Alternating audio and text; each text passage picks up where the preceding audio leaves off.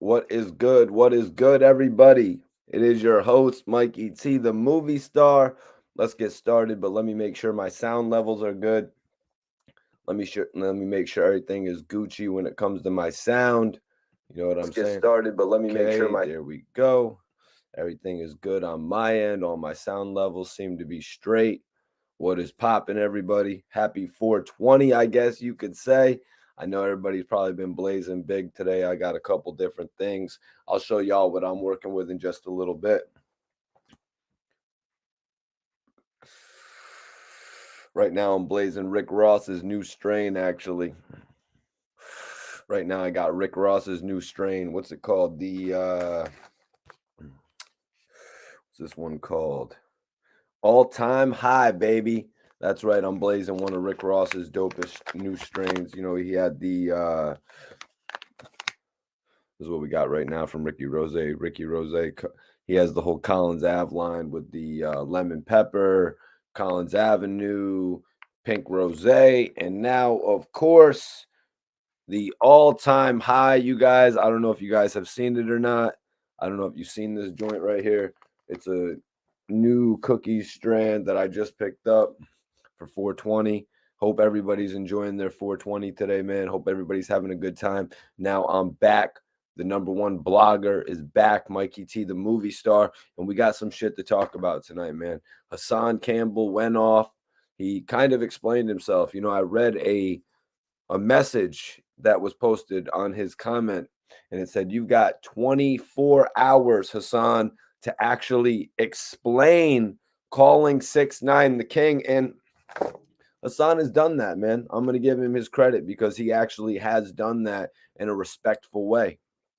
You know what I mean? We're going to go over it all tonight. You know, he actually called out Whack 100 for all these alleged rumors of extorting Nipsey Hussle from the mouth of Whack 100. All the blogs are going crazy about it right now. You know what I mean? But also another part of that is when he actually brought up the issues that Gillie had with Beanie Sigel. So we're definitely talking about that as well, you guys. Showing you guys what I'm blazing on 420. Hope y'all are having a great day, man. I really appreciate everybody tapping on the live with me tonight. Really appreciate everybody showing love to me, tapping in on the channel, man.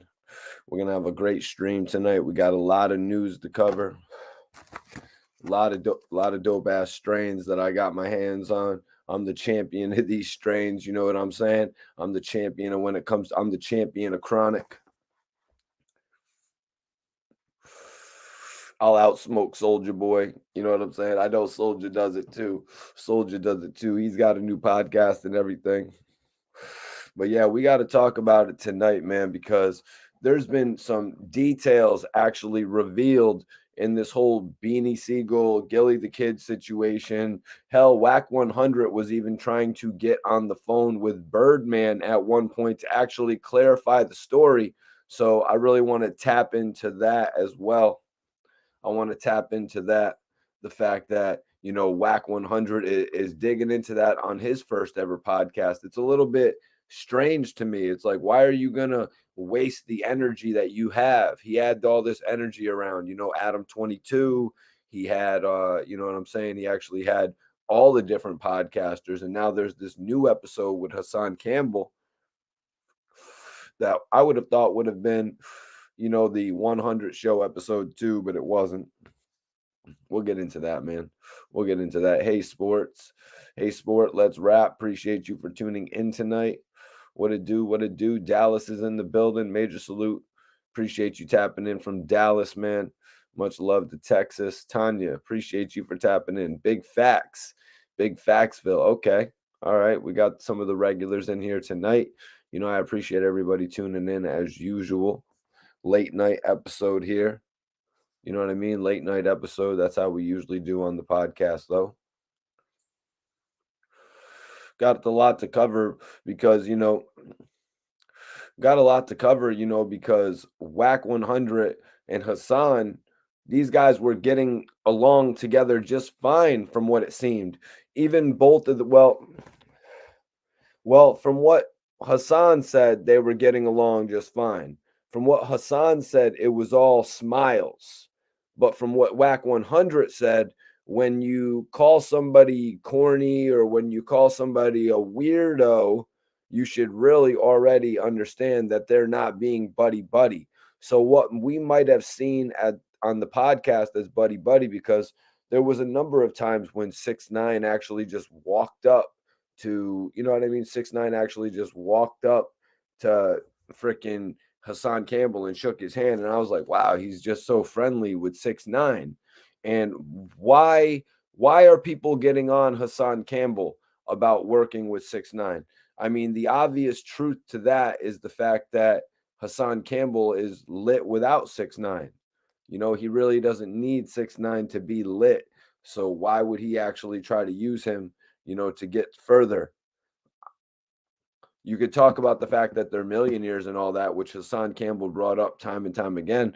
I just feel like, you know what I mean? I just kind of feel like he could have surrounded himself with other millionaires. You know, I feel like he could have actually been around other millionaires. I don't know why he's got to discredit himself to like being like 6ix9ine put me around millionaires. What's going on, Brooklyn? What's everybody blazing on this 420, man? I've got some interesting strains. I've got some interesting strains here, you guys, that I'm smoking tonight. We got the Bernie Hanna right here. This one's dope. Let me pull my light back just a little bit. Hopefully that helps out a little bit. Pulling the light back. Maybe I don't want to ruin everything that I got going on here. Damn, Clouds, you're smoking off 5 strains tonight? Yeah, I picked up a few, but so far today I've only actually smoked the parts unknown. I've actually only smoked the parts unknown, and I've smoked Rick Ross's new strain, which is really good. I don't know if anybody really wants to see it. You guys probably want to see it, right? Oh, here we go. Here we go. That's when you want the light close up, though, right? That's when you kind of want the light close up, when you got to look at some nice strains and shit like that. But yeah, I'm smoking good tonight on, 420. A lot of people consider it a holiday. Honestly, it's like every other day to me. You know what I mean? It's like every other day to me to be smoking a bunch of exotic chronic like this. You know what I'm saying? Like there's a lot of other some people drank, you know what I mean? I seen Hassan, he had the Douce. I'm a Douce guy, major salute to my brother Memphis Bleak. You know what I'm saying? But I love this Hawaiian Rain as well. This is a good sativa. So I'm going to save that for tomorrow afternoon. So I'll just throw that to the side. We're not going to bake that in the middle of the night. I already got my Red Bull to keep me going. But I appreciate everybody tapping in tonight. You know who I am. I'm the host, Mikey T, the movie star. And there's a lot of conversation going on right now. Everybody's pretty much talking about Wack 100 and Hassan Campbell. These guys were pretty much cool for a second. They were cool for a second. In Hassan's words, Wack didn't think they were going to be coming to the set so together. You know what I mean? They kind of thought Hassan Campbell was going to roll up to the set like Mikey T the movie star would. You know what I mean? Like I would have pulled up to the set dolo. You know what I mean? With a bottle of champagne and a blunt in a pocket full of weed. You know what I mean? They kind of thought that Hassan Campbell was going to roll up like that. But you got to understand, Hassan is in another position. You know what I mean? Hassan is in a position where that paper is rolling in. You know what I mean? So just like 6ix9ine rolling in with all them dudes, you know what I mean? Just like 6ix9ine rolling in with all them dudes from Brooklyn, you know what I'm saying? Who Billy Ado actually was going to check and see if anybody was around, but they're all in Cali right now and shit like that, helping 6ix9ine film his videos. You know what I mean? All that type of shit. Like Wack 100 should have known, but why should he have known? Wack 100 is still fairly new to this, getting put on podcast wise. When you see academics say to Gillie and Wallo, hey, you guys, when your deal runs up, come holler at me because I'm going to put you on. I don't know if he can do that same thing with Wack 100. because Wack's podcast is floundering a little bit. The first episode, technical issues. I went and took a listen to it after what my guy from Lightly Seasoned Clark Martin was telling me. There are a bit of audio issues in there. From what I'm listening to with all these conversations, from Wack 100 reaching out to Hassan Campbell, it seemed like Wack was trying to put Hassan, 6ix9ine, Ack, Adam 22 all in the same room in order to get his second podcast put together. Like, it honestly seemed like that's what Wack 100 was trying to do. But ultimately, the podcast turned into For the Record. I kind of addressed that. Excuse me, I'm plugging in my computer. I kind of addressed that the other day, though. The fact that Wack 100 still hasn't put out his next episode of his podcast. What up, what up, what up? Woods back, or backwoods, however you want to say it, in the building. Philly in the building. Major salute to Philly. Oh, shit. We got Detroit in the building. I love it, man. Yellow fella, what's going on? We got Miami in the building as well. I love all the different parts of the country tapping in. You know who I am. I'm your host, Mikey T The Movie Star. Right now, I've been trying to tell Gillie Da Kid, let me run with that $1 million worth of game shit. Let me run with $1 million worth of game records, because I'll be in every single city repping $1 million worth of game. I'll be in Chicago, Atlanta. I'll be in Texas, each part of it. Houston, Dallas, Austin. I'll run through California, repping $1 million worth of game. I'll make $1 million worth of game records the next MMG records. So tag Gillie Da Kid. Let him know Mikey T The Movie Star is the next A&R for $1 million worth of game. We'll take mac and cheese to the top, but we'll do more than that. We'll go all over this goddamn country, and we'll take $1 million worth of game everywhere with us. But let's get back to the topic, man. Let's get back to the topic. Land Hustle TV says Hassan fooled Wack 100 by holding that info. Wack was fooled by Hassan holding that info. You know, I kind of think, Land Hustle TV, I kind of think that Wack prematurely told Hassan that stuff. When Wack was having conversations with Hassan, he was, divulging a little bit too much information. He was telling him a little bit too much, trying to really show him what they could do together. Like, yo, we could have a major podcast episode where we're talking about Nipsey, this, that, and the third. Really just trying to see where his relationship with Hassan Campbell could go. But Hassan said that he heard a three-way call. He heard a three-way call with Big U. And I've been on a few three-way calls, so I could see where Hassan is coming from with this. Sometimes when these dudes from New York or Cali or whatever the hell they're from, because there's a lot of people from different cities, and it's not just any one particular city. There's a lot of different people out there who are kind of grimy like that, who will put you on the phone with somebody. They'll be like, yo, you just be quiet, put your phone on mute, and just listen to the whole conversation. People be on that type of grimy shit. Hassan Campbell, he kept it real. I got to admit, he kept it real, because he's like, yo, this is disgusting me to a certain extent. I'm hanging up the phone. I respected the hell out of that, hearing that from Hassan Campbell. I was questioning what he was doing, sitting down with these guys. You hear why I'm questioning it. He's on there saying that a rap put him on. He's saying he's sitting with millionaires. No disrespect to academics, self-made millionaire right there. You know what I mean? He's on there talking about Wack 100 and 6ix9ine, talking about the group of millionaires. I think Hassan Campbell could sit down with millionaires at any table. You know what I mean? I don't know necessarily why he thinks he has to be at that table of controversy, especially with the message that he is actually spreading. Big Fact says, Mikey T, you should have been in the interview. Well, it was crazy. Actually, Wack's co-host, Reek the Sneak, came over and joined us a few times. But you know what? Wack 100 put that together, where he had academics and Adam 22 and Gillie and Wallo and everybody from the most represented podcast out there, with the exception of Joe Budden and Noriega. You know what I mean? Salute to Big Nori, man. Drink champs for life and shit like that. Smoke champs. Smoke champs, baby. What's going on, really? Tanya says Wack is trusting too many people. That's what it's breaking down to as well. Wack 100 trusting Hassan Campbell. But where does this trust stem from? Where does this trust stem from? If you remember, and we'll get into it in a few minutes, but if you remember, Academics was the one preaching it.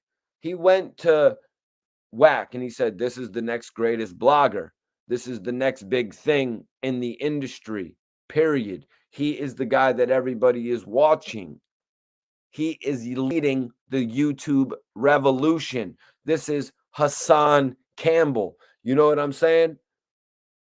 This is what Academics presented to Wack 100. Wack 100 right now is trying to become the next big thing in podcasting, and he can see it's a struggle. Not everybody can get on here and talk for 3 hours straight like Mikey T The Movie star. You know what I mean? Co-host or not, it's a little bit hard. Hassan Campbell put dude on blast. Hassan Campbell put Wack 100 on blast. He told him his podcast sucks. Straight up. He told him his podcast sucks. Because when you're jumping on a podcast, you know, it's great to have a co-host. It's great to have somebody to build off as a guest. But ultimately, you need to be able to do this shit on your own. You know what I mean? Looking at $1 Million Worth of Game, Gillie and Wallo, they proved that from the ground up. But also, even after having guests, they went back to just doing it on the solo tip. You know what I'm saying? What's going on, Bobby Digital? Appreciate you for tapping in tonight. We got Louis Peasy, my moderator, in the building. We're just going over everything. You know, Hassan Campbell pretty much explained why he sat at the table with 6ix9ine, Academics, and Wack 100. You know, Hassan said something very interesting, man. Hassan said, you know, he played some audio.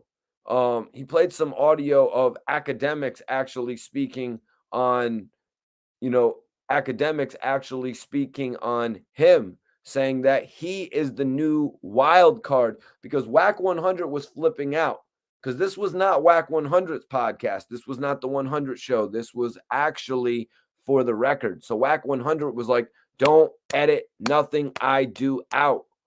Academics hit him back very like politely. You know what I mean? We had seen Academics had Hassan on the channel. It was politely disrespectful. You know what I mean? We had seen Academics had Hassan on the table. We see this new collaboration starting to blossom. It's almost like, all right, Hassan Campbell actually knows how to carry this podcast shit. You know what I'm saying? He knows how to carry a conversation. Us watching as the viewer, we can tell a shitty episode of For the Record and a good episode of For the Record. Academics said, Wack, you're not the wild card. It's actually Hassan. We know what you're about right now. You're about Clubhouse. You're not the wild card. Wack 100 got put in his place right there. Right now, Wack 100 is in his bag on Clubhouse. The game is all about podcasting right now, everybody. Wack 100 has not found the proper technique in coming over and adapting to podcasting from Clubhouse. I don't know what it's going to be. I feel like with him bringing in all those guests on his first ever episode, I guess the Mount Podmore or something like that, they were dubbing it. I guess him bringing in all those other podcast hosts, he was sort of giving it the Clubhouse-like vibe. But the thing is, the reason why so many fans are resonating with Wack 100 and, you know, building off of that Clubhouse platform, it's because of the way that it is. It's a no holds barred atmosphere. You know, I feel like Wack 100 needs to find a way to incorporate the Clubhouse atmosphere into what he's going to do on his podcast. And it's not going to be by doing exactly what Academics does on For the Record. It's not going to be doing what Hassan Campbell does, jumping in front of the camera, you guys. That is not where Wack 100 is going to find his success. He has found his success simply jumping on that app on your phone, but he needs to find a way to make that translate. He needs to, however he does it. You know what I mean? I see it. My guy from Death of the Clout Chaser does it beautifully. You know what I mean? It's all about adapting to the new methods of the culture, man. It's all about adapting to the new methods in the culture, you guys. What's popping, y'all? Appreciate everybody for tapping in tonight. Guys, I want to know, I'm putting up a poll right now. Who are you guys siding with? Who are you all rocking with? And you know, it's a simple answer, you guys. It's Wack 100 or Hassan Campbell, man. I want to know. I'm gauging it. I want to gauge my audience. Who are you guys rocking with? Who are you guys siding with at this point? I want everybody to vote in this poll. You know what I'm saying? Are you guys leaning towards Wack 100? Do you guys think Wack 100 muting out Hassan Campbell and silencing his voice and trying to spin his narrative, you know what I mean, without actually addressing all that shit to him face to face? Are you guys rocking with Wack for doing it like that? Or are you guys rocking with Hassan Campbell, who actually stepped up and jumped on a platform that nobody ever expected somebody of his real nature to be on? Vote in that poll right now, because I want to know who's everybody rocking with, man. Are you a Clubhouse fan of Wack 100, or have you been rocking with Hassan Campbell on YouTube? Man, I want to know what everybody thinks. What's going on? Appreciate you, man. Appreciate everybody for tapping in. We got some shit to talk about, man, because Wack did Gillie wrong on his podcast. Wack did Gillie wrong on his podcast, but he also did my guy NORE wrong talking to Hassan Campbell like that. Talking about you've got NORE in the squeeze. You've got these guys. He even did Adam 22 dirty. You know what I mean? Talking about he's got him in his back pocket. So let's talk about this, man. So my question has been, even Hassan addressed it. The question has been, why did Hassan Campbell sit at the table with Wack 106.9? Hassan said, let me break something down to you cats. That sit down was not for me to hit the heights of my career. It was supposed to destroy my career. This was what Hassan said. Hassan said, how did Hassan end up sitting at a table with multimillionaires? Why am I here? Why am I on their mind? You're on their mind because you're the man who created a major following on YouTube. Let me just explain this. Academics, Wack 100 and 6ix9ine all sat down together for an interview that pretty much broke the internet when we saw Wack 100 question 6ix9ine like he could never be questioned by Charlemagne. You know what I mean? Wack 100 put him in a position that not many other people could put 6ix9ine in, you guys. It was very interesting. But what happened? It ended up being a whole Stitches deal where Wack 100 ended up trying to manage 6ix9ine. Even with this whole ordeal with Hassan Campbell, it seemed like from the conversations that Hassan leaked, it seemed like Wack 100 was trying to manage Hassan Campbell or something like that. I'm sure a lot of you guys have heard the audio. Hassan had like 10,000 people tuned in last night to his live, and he was playing a lot of it. And, it just seemed to me, from what I heard, it actually just seemed like Wack 100 was trying to follow the protocol of what he pretty much does every time, which is diss somebody, diss them, and then try to form a relationship with them. That I don't know how many more times that's going to work out for you. I'm not privy to the way that Wack 100 linked up with the game. I'm not privy to the way of that he linked up with Ray J. But from what Hassan Campbell has released, it is no question in my mind how he has kept a relationship with the likes of a Nipsey Hussle, if this shit is true. You know what I mean? Sometimes when you get something on somebody like this, you always remain intact with them. You know what I mean? For whatever reason it is, whether it's to get game on a feature with Nipsey Hussle once Nipsey had become more popular, which is my main speculation. You know what I mean? That's why you would want Nip in back pocket, because Wack 100 wants the game to get a like we all pretty much know the history. The game worked with Nipsey. Nipsey ended up becoming more popular in the game in the long term, so it's better to keep that relationship going. Share this video, everybody. Let them know Mikey T The Movie Star's talking that real shit. Vote in the poll as well. I want to know who y'all are rocking with. Is it Wack 100 or are you rocking with Hassan Campbell? You know what I mean? I want to know who's everybody rocking with in the chat, you guys. Vote for me in the poll. If you guys aren't familiar with polls, we do them shits every night. And also, if you're not subscribed to the channel, subscribe right now, you guys. So right now, we're basically talking about how Hassan ended up at that table and with millionaires. You know what I mean? It was a plot to get Hassan on that table. You know what I mean? It was a plot for ratings. Quite obviously, it was a plot for ratings because of the fact that when you do these shows, it's always about what spectacle can you create next? Who can we add to the equation to make it that much more interesting?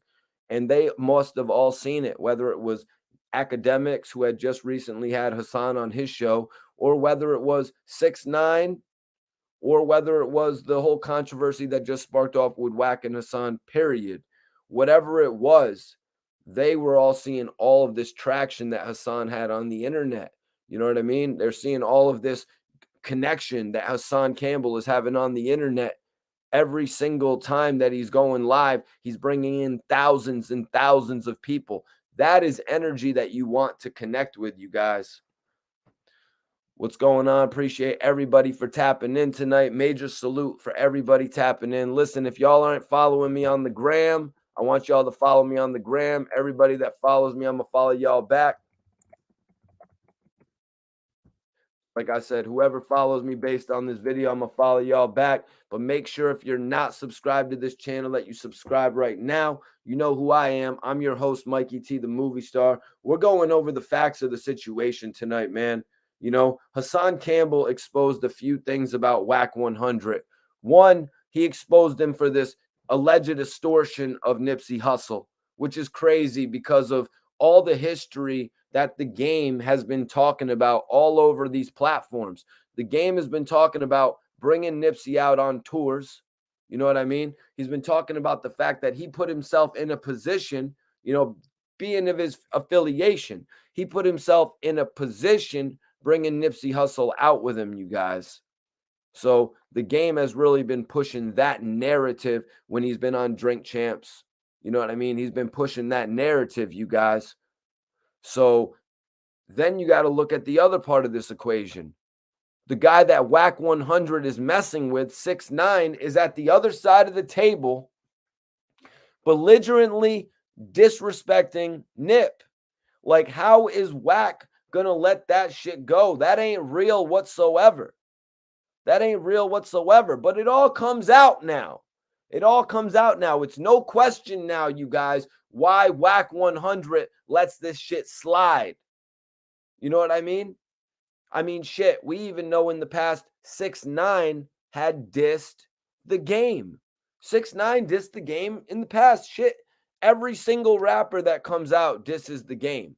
Young Thug dissed him. You know, Meek Mill and him ended up going back and forth. They're cool now. You know what I mean? Pretty much every rapper has dissed the game for his change of heart appearance. Let's be real. I don't know what other bloggers y'all have been watching, man, but I'm Mikey T, the movie star. I keep it real on this channel. You know what I mean? We ain't talking about the Illuminati over here. I'm sorry. I just keep it real to the core of hip hop, you guys.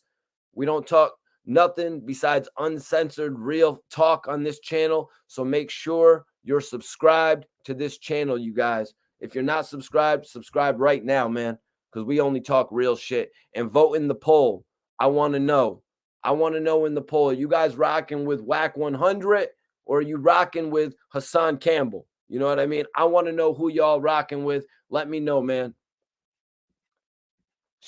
Young Dolph. Oh, rest in peace, Young Dolph. One of my favorite to ever exist. I actually had 2 different opportunities to meet and interview Young Dolph, but he says Eminem is about to destroy the game. We'll have to wait and see. You know what I mean? As I said the other day, 6ix9ine broke Eminem's record for the 24-hour charts. If you guys weren't tuned in yesterday, I mean, you're missing out because I'm always breaking down real facts.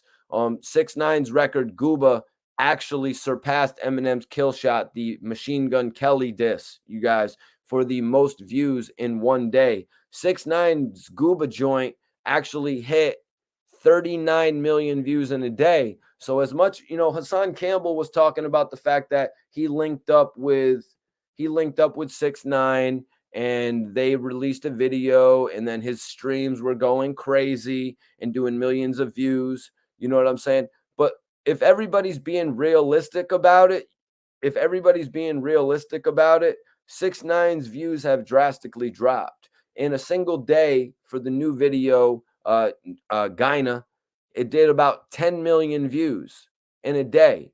Gooba did 39 million views in a day. His second single, Trolls, with Nicki Minaj, did 32 million views in a day. So I don't understand why everybody is bragging about 10 million views in a day. You know what I mean? Talking about they doubled Cardi B and Fabio Foreign's numbers. It's really, really odd to me when 6ix9ine does all of these streams and then his album units are only 53,000, which is 23 or 24,000 more than Fabio Foreign, who did about 30K first week. If you guys aren't getting these stats on the other channels, that's why you should subscribe here. We talk about stats on this channel. We talk about real facts, you guys. I'd appreciate it if everybody watching subscribed, man. Master said, what does the poll say? Right now, for the poll of who y'all rocking with, we've got 156 votes, so I need 300 more of you guys to vote. Hassan Campbell is leading the poll with 89%, you guys. It looks like 89% of the chat is rocking with Hassan Campbell. Oh, sorry, man. I missed that, Land Hustle TV. My bad. I missed that, my brother.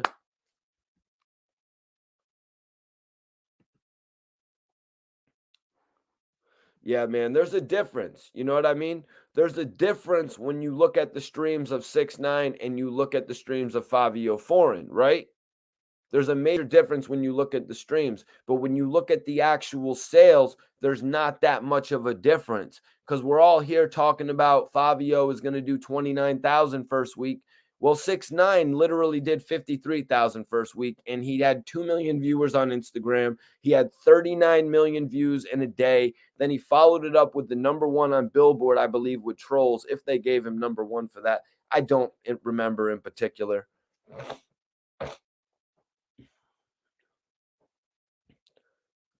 What up, what up, what up? The Wavy Music Group is in the building. Free my brother Max B. Free my brother Max B. And I want to show y'all something real quick. I'm not trying to cap or anything like that, but like a lot of the other bloggers out there, they don't have real drops like this. Lil Duck on rock with Mikey T The Movie star. You are now you're rocking, man. 300. Lil Duck on rock with Mikey T The Movie star. You are now you're rocking, man. That's why I'm doing this shit, y'all. I've been doing interviews for like 15 years now, since 2009, and I'm not going to stop. I'm here grinding until I get my major deal, whatever podcast empire I end up with, man. But we're not going to stop because I'm on the grind independently. So let's get on this shit, man. So Wack and Hassan, all the shit got exposed by Hassan Campbell here, man. So Hassan explained why he sat at the table with 6ix9ine, who brought down half of the gang culture in Brooklyn.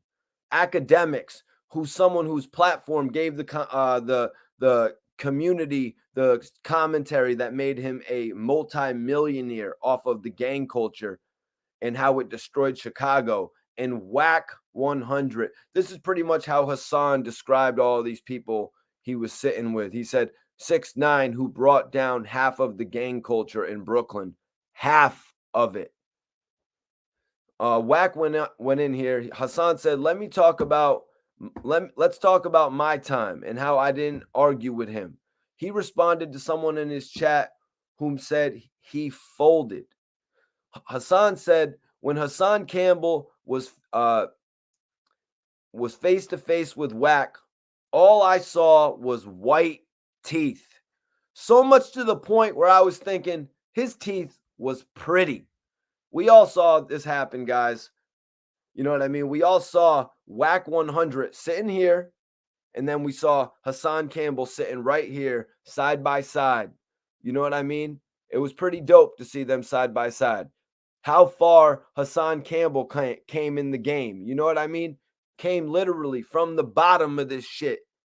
You know what I mean? To being with these multimillionaires, as he's saying. Major salute, Bobby Digital. I appreciate the $10 super chat, bro. Sorry if I missed your super chat, you guys. But you know, if you got a super chat, send it in with any question you want pertaining to the topics, off subject, whatever you guys want to do. I'll always answer the questions to the best of my ability. Major salute. Major salute. Appreciate that shit, man. Appreciate that love right there. So Hassan explained that Wack said some disrespectful shit. So Wack said some really crazy shit about Hassan Campbell on Clubhouse that I would never actually repeat. I find it pretty crazy that he would say this shit about him. I really don't like when people judge a book by its cover. You know what I mean? Like the fact that they had not met and he's going to go on Clubhouse and talk about dude. And then we see when they actually meet up that Wack 100 actually said that Ack was the person who put him on to Hassan, when I really doubt that's the case. If you haven't come across Hassan Campbell's videos on the internet, you know what I mean? You're kind of living under a rock, especially if you're in line to become a podcaster. You know what I mean? So Wack 100 really should have had his shit together a little bit more than that to go on Clubhouse and just talk about somebody he didn't know. You know what I mean? Look what Denzel Washington. It's funny that I remember that because Denzel had just done this interview where he didn't really know somebody. You look at interviews like this, man. Wack 100 is a very big position in the game right now. Some people are, who was it? Somebody just tweeted, I think it was Royce the 5'9", who I did an interview with as well. We need a new Suge Knight. We've practically got that with Wack 100. You know what I mean? I just hope Wack is able to keep his business sense a little bit smarter than Suge did, because at a certain point, Suge just kept on recycling Death Row material. And major salute to Snoop Dogg for bringing Death Row back. That's why I was like, screw it. I'm picking up the 30th anniversary Death Row poster, and I'm throwing up my old Death Row poster of the classic design. Because you know what, man? Death Row is back in style. Snoop Dogg, I want my Death Row chain. You know what I mean? Let's rep it. $1 million worth of game, though. Real shit. Holler at my bro, Gillie. Let Gillie know Mikey T The Movie star is going to turn $1 million worth of game into the next MMG. Everybody at Gillie right now and let him know Mikey T The Movie star should be the next A&R of $1 million worth of game records, baby. Hell yeah, man. Rock that Death Row tee. Snoop Dogg is bringing Death Row back in style, you guys. Snoop Dogg is bringing Death Row back in style. So Hassan continued. He said, let me make this clear. I am not Gillie, and I am not Wallo. Beanie Sigel, that shit he pulled on Gillie face to face at the table, and I didn't respect that either. I did not like how Wack 100 used his first podcast to actually take shots at Gillie and Wallo like that. You know what I mean? As if it's interesting conversation. Why is it not interesting conversation? Mikey T, everybody wants to hear about Gillie and Beanie Sigel. Okay, I respect that. But the way that it was brought up, it was not interesting conversation. They weren't getting nothing out of nobody. This is a panel podcast. This is not an in-depth podcast.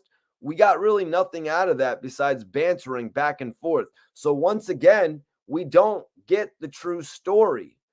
We just get Wack 100 saying that Birdman is trying to call him.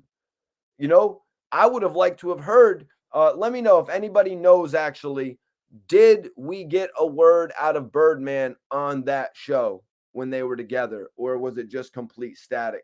I'm not actually sure, you guys. But honestly, that whole situation with Gillie, Beanie Sigel, Birdman, it's not something that needs to be put on blast by Wack 100, because, you know, Wack 100 hasn't even been in the game long enough to really address that shit.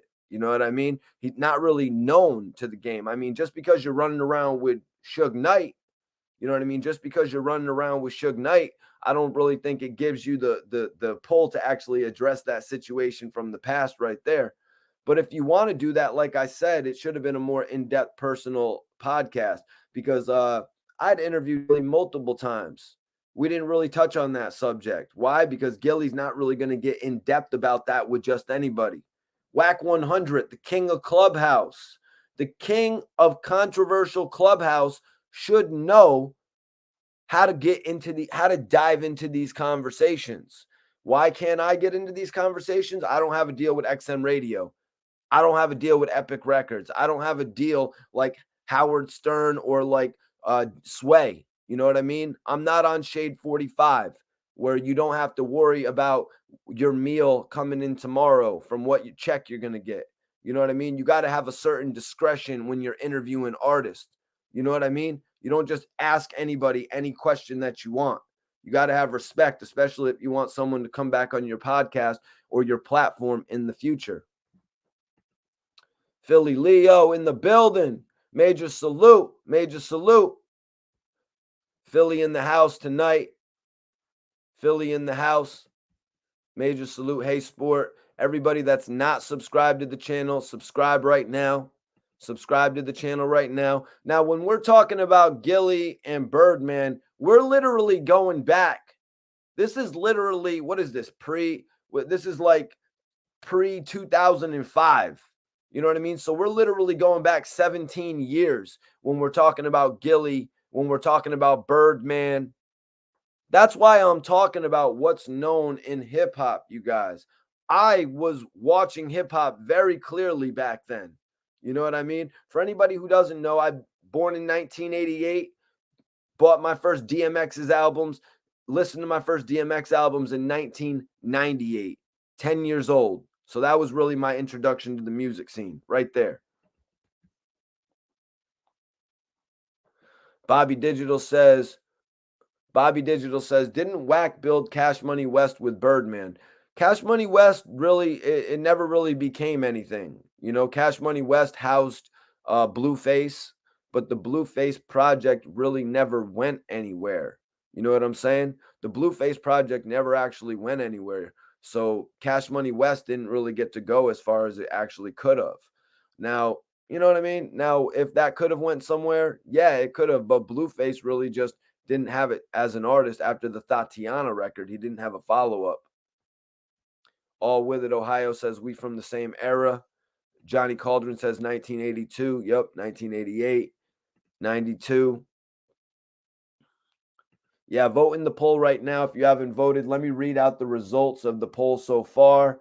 Right now, who y'all rocking with is the poll. Hassan Campbell is leading with 90%, and Wack 100 only has 10%, you guys. Also, share this video, man. Let's keep going. Let's get up to 1,000 people tonight.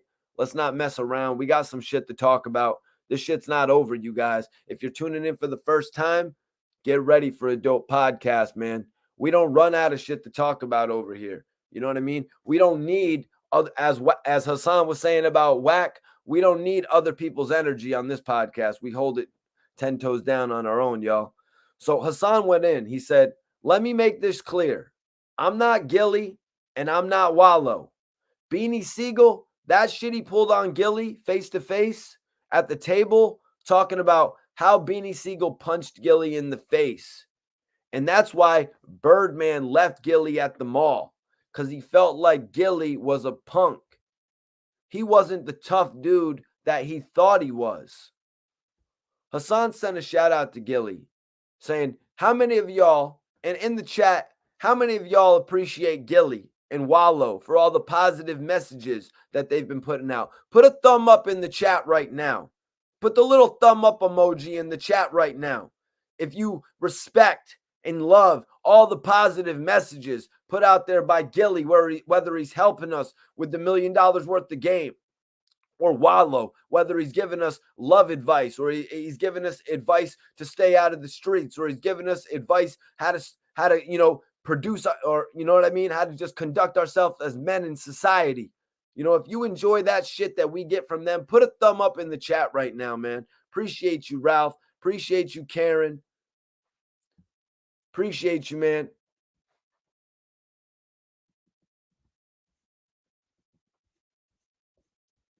Let's go. We got the most lit YouTube channel, man. And y'all need to subscribe right now if you haven't, man.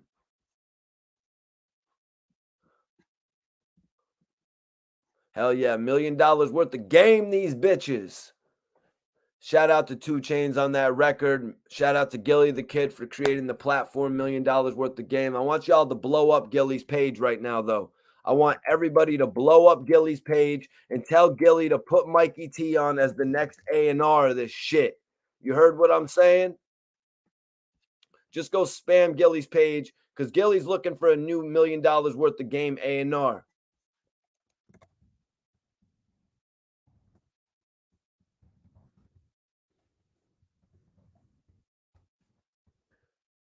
Spam Gillie's page right now and let him know. Make Mikey T the A&R. I'm going to every city. I'm going to Vegas. I'm going to Chicago. I'm going to Atlanta. I'm going to Texas. This is what we do, man. I've been to every city interviewing different rappers, building with different producers, building with different radio stations. We're going to turn $1 million worth of game. We're going to turn $1 million worth of game into MMG, baby. C. Dot, appreciate you. Appreciate you. Tony Jones, new sub. If you're not subbed to the channel, sub right now, man. Sub right now, man. I don't know if Bullets Gotti's in here, but he should know it's all love. He brought me on his channel for an interview. And now he's got like Hassan Campbell and shit in the game on his channel, so he should know it's all love, man.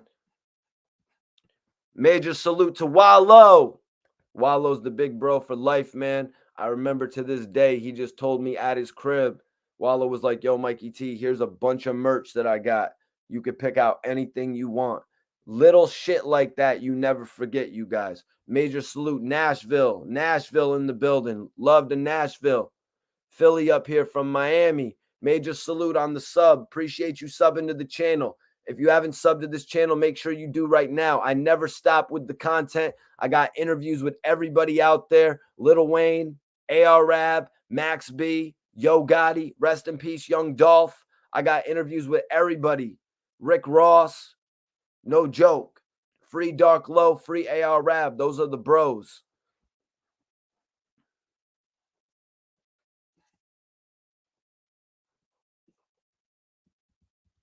Oh, yeah. He's good. He's good. So like I said, Hassan sent a shout out to Gillie Da Kid and Wallo, and he said, you know, how many of y'all out there appreciate Gillie and Wallo for the positive messages that they have been putting out? He said, I do.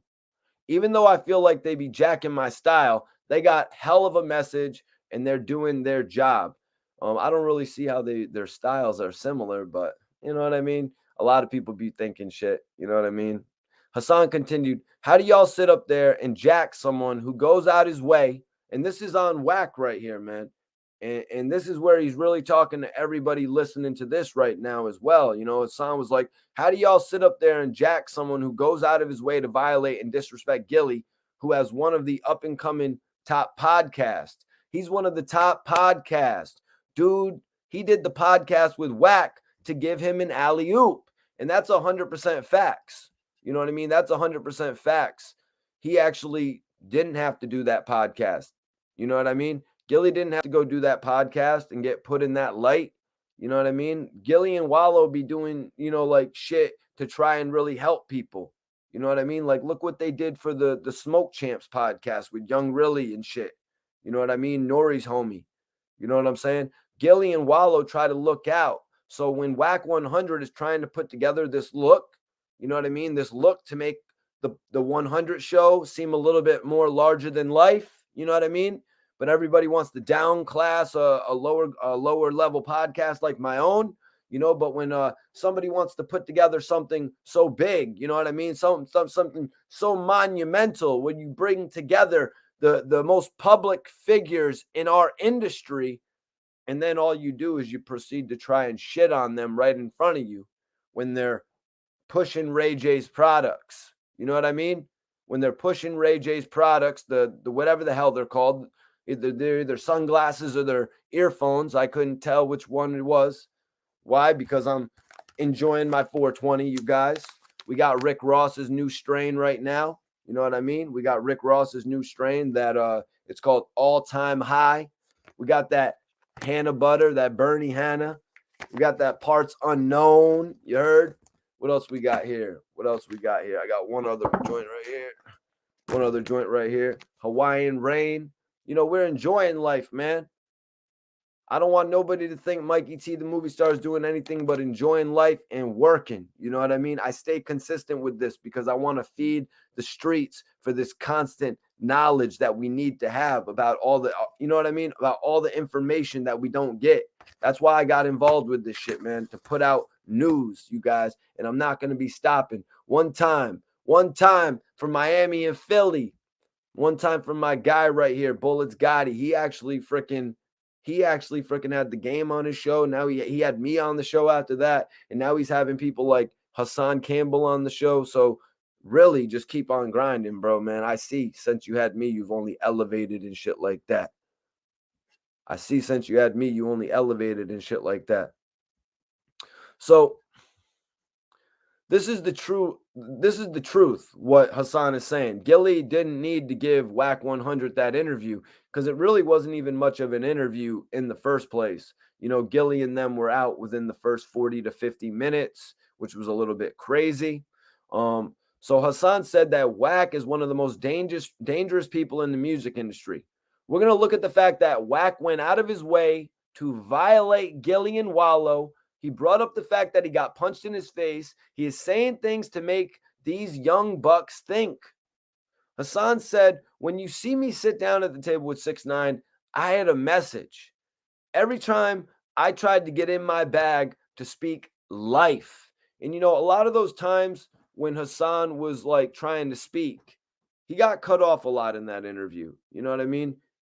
A lot of them were getting cut off. You know what I mean? This isn't the same interview I'm talking about now. This is actually, that was the joint from the 100 show. Now we're on to the joint with just 4 hosts. You would think it would be a little bit more civil. You got Ack, you got 6ix9ine, you got Hassan, who's really just being brought into the equation, as I said earlier, and you got Wack 100. You think it'll be a little bit more civil, but no. You know what I mean? Now you got Wack 100, who's on Clubhouse saying, how are you going to say I'm buddy with Hassan Campbell when I'm calling him a weirdo? So Wack 100 does not look at the way he was acting with Hassan as buddy, you know, but what did make it seem like Wack was being buddy with Hassan, you guys?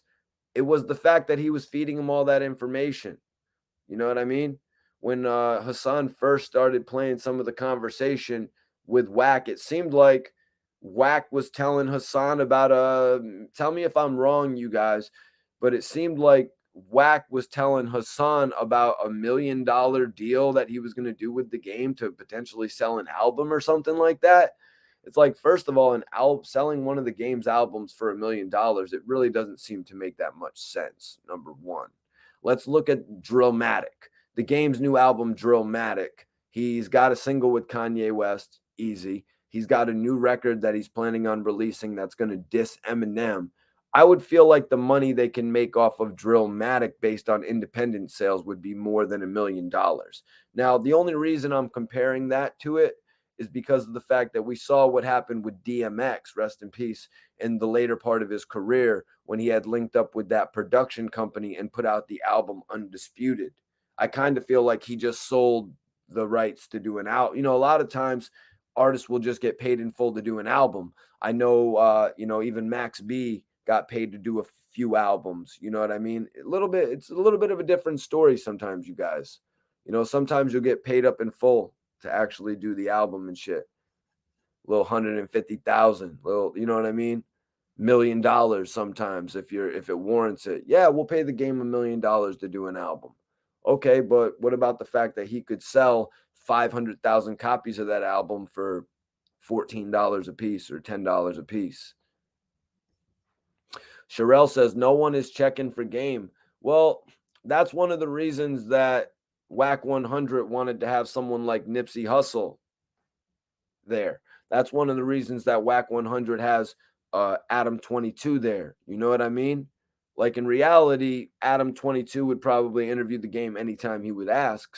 You know what I mean? So I don't know why Wack 100 has to go around saying dudes are in pocket and shit like that. It's kind of offensive.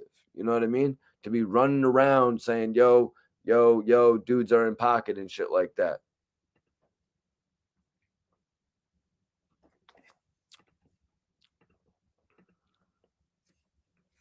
So let me get here. So Hassan said Wack tried to sabotage what he was doing. You know why? Because he realizes how powerful my voice is getting. I'm going to tell you how powerful my voice is getting. Well, we pretty much see, you know what I mean? We pretty much see how, much Hassan Campbell has grown. 10,000 viewers on his live last night within 2 hours. Hassan reacted to the now infamous portion of the interview where Tekashi's man was yelling up. He was like, "This is the first rat we jacking. This is the first rat we jacking." You know what I mean? He was actually kind of like, that guy was actually kind of wilding, man. Like, does he realize he was making himself a meme by doing that, man? Now I know Hassan says you can't talk about me, with the streets and talking about the rats and all that because I'm not doing that type of lifestyle anymore. But yo, it's a little bit different, man. Like nobody wants to be around snitches when it comes to this whole 6ix9ine. It's more than 6ix9ine as well. This has been going on way before 6ix9ine, you guys. That's why they tried to put that stigma on 50 Cent when they were running around with the order of protection. You know what I mean? They were trying to affect more than just people from the streets. They were trying to affect the everyday person that was buying the music.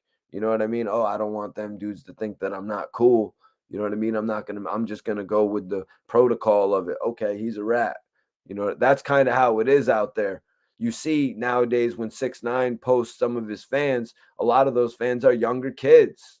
You know what I mean? A lot of those fans are younger kids, probably in the 8th or 9th grade, 9th or 10th grade, 16, 7, 16, 14, 15. You know what I mean? These young kids who are in 9th, 10th, and 11th grade are fans of 6ix9ine, more so than the 24 to 35-year-old crowd. Appreciate everybody for tapping in, man. Make sure to subscribe to my channel if you're not. Make sure to subscribe if you're not. Also, vote in the poll. We do all types of interactive shit. Wow, we got 430 votes in the poll. Vote in the poll right now if you haven't. Vote in the poll right now if you haven't. I want to know, who are y'all rocking with? Do you guys have Hassan Campbell's back in this one? Or do you guys have Wack 100's back in this one? I want to know what you guys think.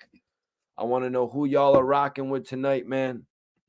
So Hassan said, my son said we had to ignore 6ix9ine. I said from the beginning, are you kidding me? Wack was allegedly extorting Nipsey. Big U allegedly, not only was they extorting Nip, but after he passed, Wack said he had some tapes. Wack said he had some tapes where he was using those tapes to actually blackmail Nipsey Hussle. According to what they were saying, Wack 100 wanted to get a percentage. Now this is all a conversation between Wack 100 and Hassan Campbell. Sometimes people can just say whatever.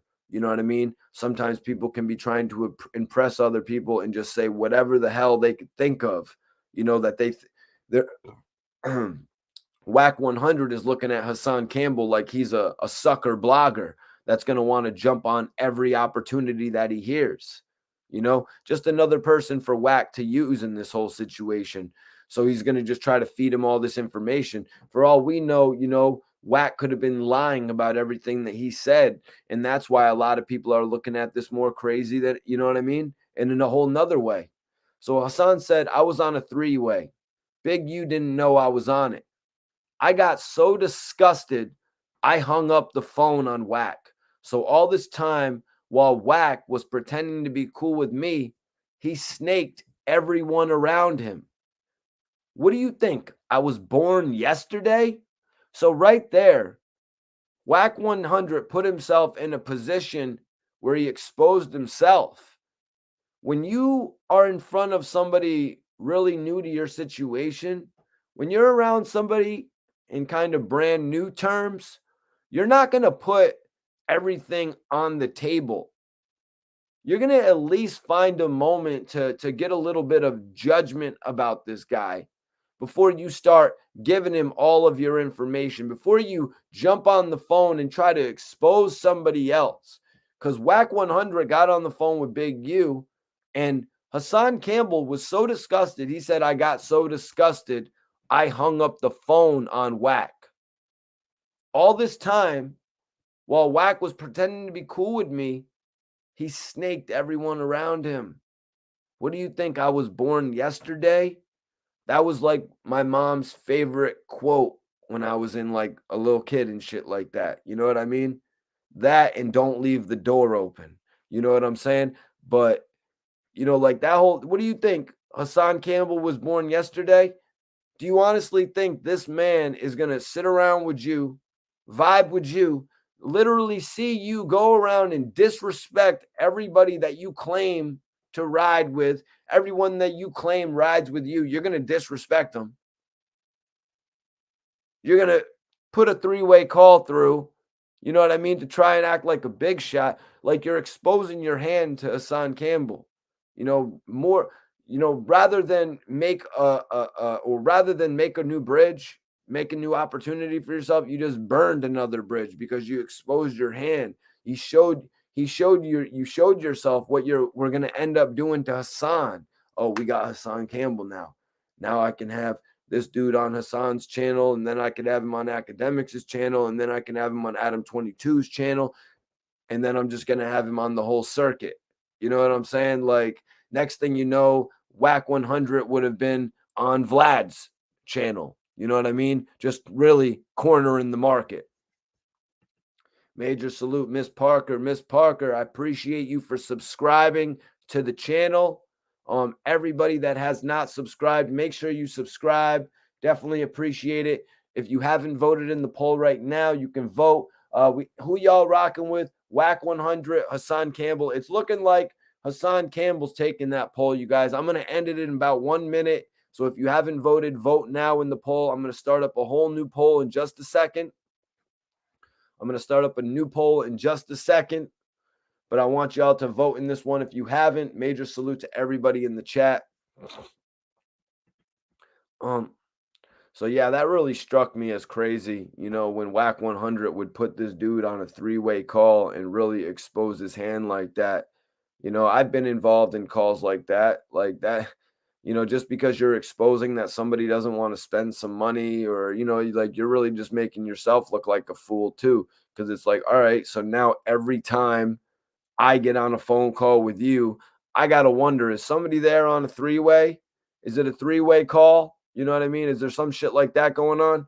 So Hassan continued on. He said, Tekashi sat there and violated Nipsey. He sat there and violated Nipsey Hussle right in the face in the presence of Wack 100. But Game is running around on every platform saying RIP to Nipsey Hussle. This is a fact. The Game was literally just on Drink Champs. The Game was on Drink Champs, literally talking to NORE about the fact that he put his credibility on the line in order to rock with Nipsey Hussle. He legitimately said he put his credibility on the line, bringing Nip on tour with him because of the fact of their affiliation. He said he even lost a lot of his associates. Let's be real in this game, man. A lot of musicians in the industry lose their associates. You know what I'm saying? You lose associates who are not able to grow with you, man. The Game was obviously moving in a whole nother position. I mean, at one point when he wasn't even famous, he's breaking down $500,000 with G Unit, as he infamously said, or notoriously said. That's definitely not infamous when you're breaking down $100,000 with 4 other dudes. You know what I mean? Or what was it? I think it was 100, because he said it was 500,000, because Game said that 50 would get a $2 million check for G Unit. He'd take 1.5, and then the guys would break it down 100,000 each. And I would have to assume that would have been Banks, Buck, Game, Yayo, and Who Kid. That's what I assume the game was talking about. Ooh, Billion said, damn, I picked game by mistake. You are hilarious, bro. You are hilarious. LL Cool Joe. I like that, man. That works for some reason. I can't put my finger on it, but LL Cool Joe, it works. Hassan Campbell caught the biggest W of 2022. Hell yeah, man. Louis Peasy said there should have been a neither option. You're right, bro. You're right. You're right, man. You are definitely 100% right. Guys, let's get ready for a new poll, though. Let's get ready for a new poll. I really appreciate y'all for participating in the first one. Yep. Yep, Jason Gardner puts up a good point. Why would anyone ever let their guard down around anyone that openly attempts to extort anybody? He got all the footage, the paperwork, and talks about everybody's business. Yeah, legit. He's even on the internet talking about Mimo 600, Little Dirk's associate from OTF, talking about the fact that he didn't have a phone connection to call him. You know what I mean? Kind of putting all of his business on Front Street, like just any little thing like that as well. He's going to go ahead and just expose. You know what I mean? And I really think that that is not really becoming when you're trying to get into the music industry.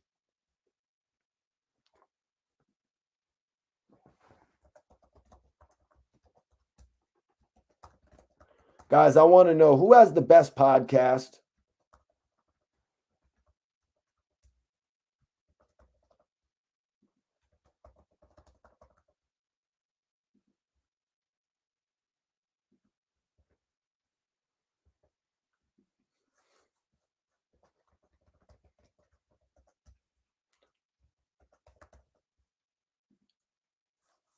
I'm putting it up right now, you guys. Who has the best podcast is our next poll. You're going to see who the guest, all right, let's go. Let's go. I'm posting it right now. You're about to see who's the poll guest right now. We've got Gillie and Wallo. We've got Academics. We've got Hassan Campbell, and we've got Wack 100. I want to know out of them who's got the best podcast. Obviously, we didn't throw in NORE. We didn't throw in Joe Budden. I can only do 3. Yep, we didn't throw in Tyson, bro. We didn't throw in the Nelk boys. Salute to Steve Will Do It. That's my guy right there. Still waiting for him to pop up on me. Is he back there? Is he over there? Did Steve show up at the front door? Whatever. $1 million worth of game, these bitches.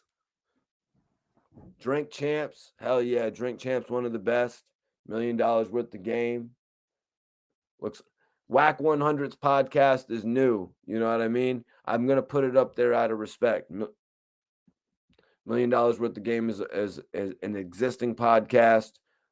Academics for the record. So yeah, Hassan Campbell pointed out a very big topic, a very big checkmate. It's a checkmate topic to me. You know what I mean? Hassan said Tekashi sat there and violated Nip right there in the face, in the presence of Wack 100. But the game is running around on every platform saying RIP to Nipsey Hussle. That's 100% fact. We all saw the game on Drink Champs. You know what I mean? We all saw the game go to Revolt TV and jump on Nori's show and actually say on there all the shit about Nipsey, where he was really, bigging up Nip. You know what I mean? So for games manager to have some shit like this out about him, it's really shaky. But we got to remember the past. The game's last manager, Jimmy Henchman, had all types of shit going on with Tupac when the game idolizes Tupac. You know what I mean? So this is another shaky situation when it comes to that.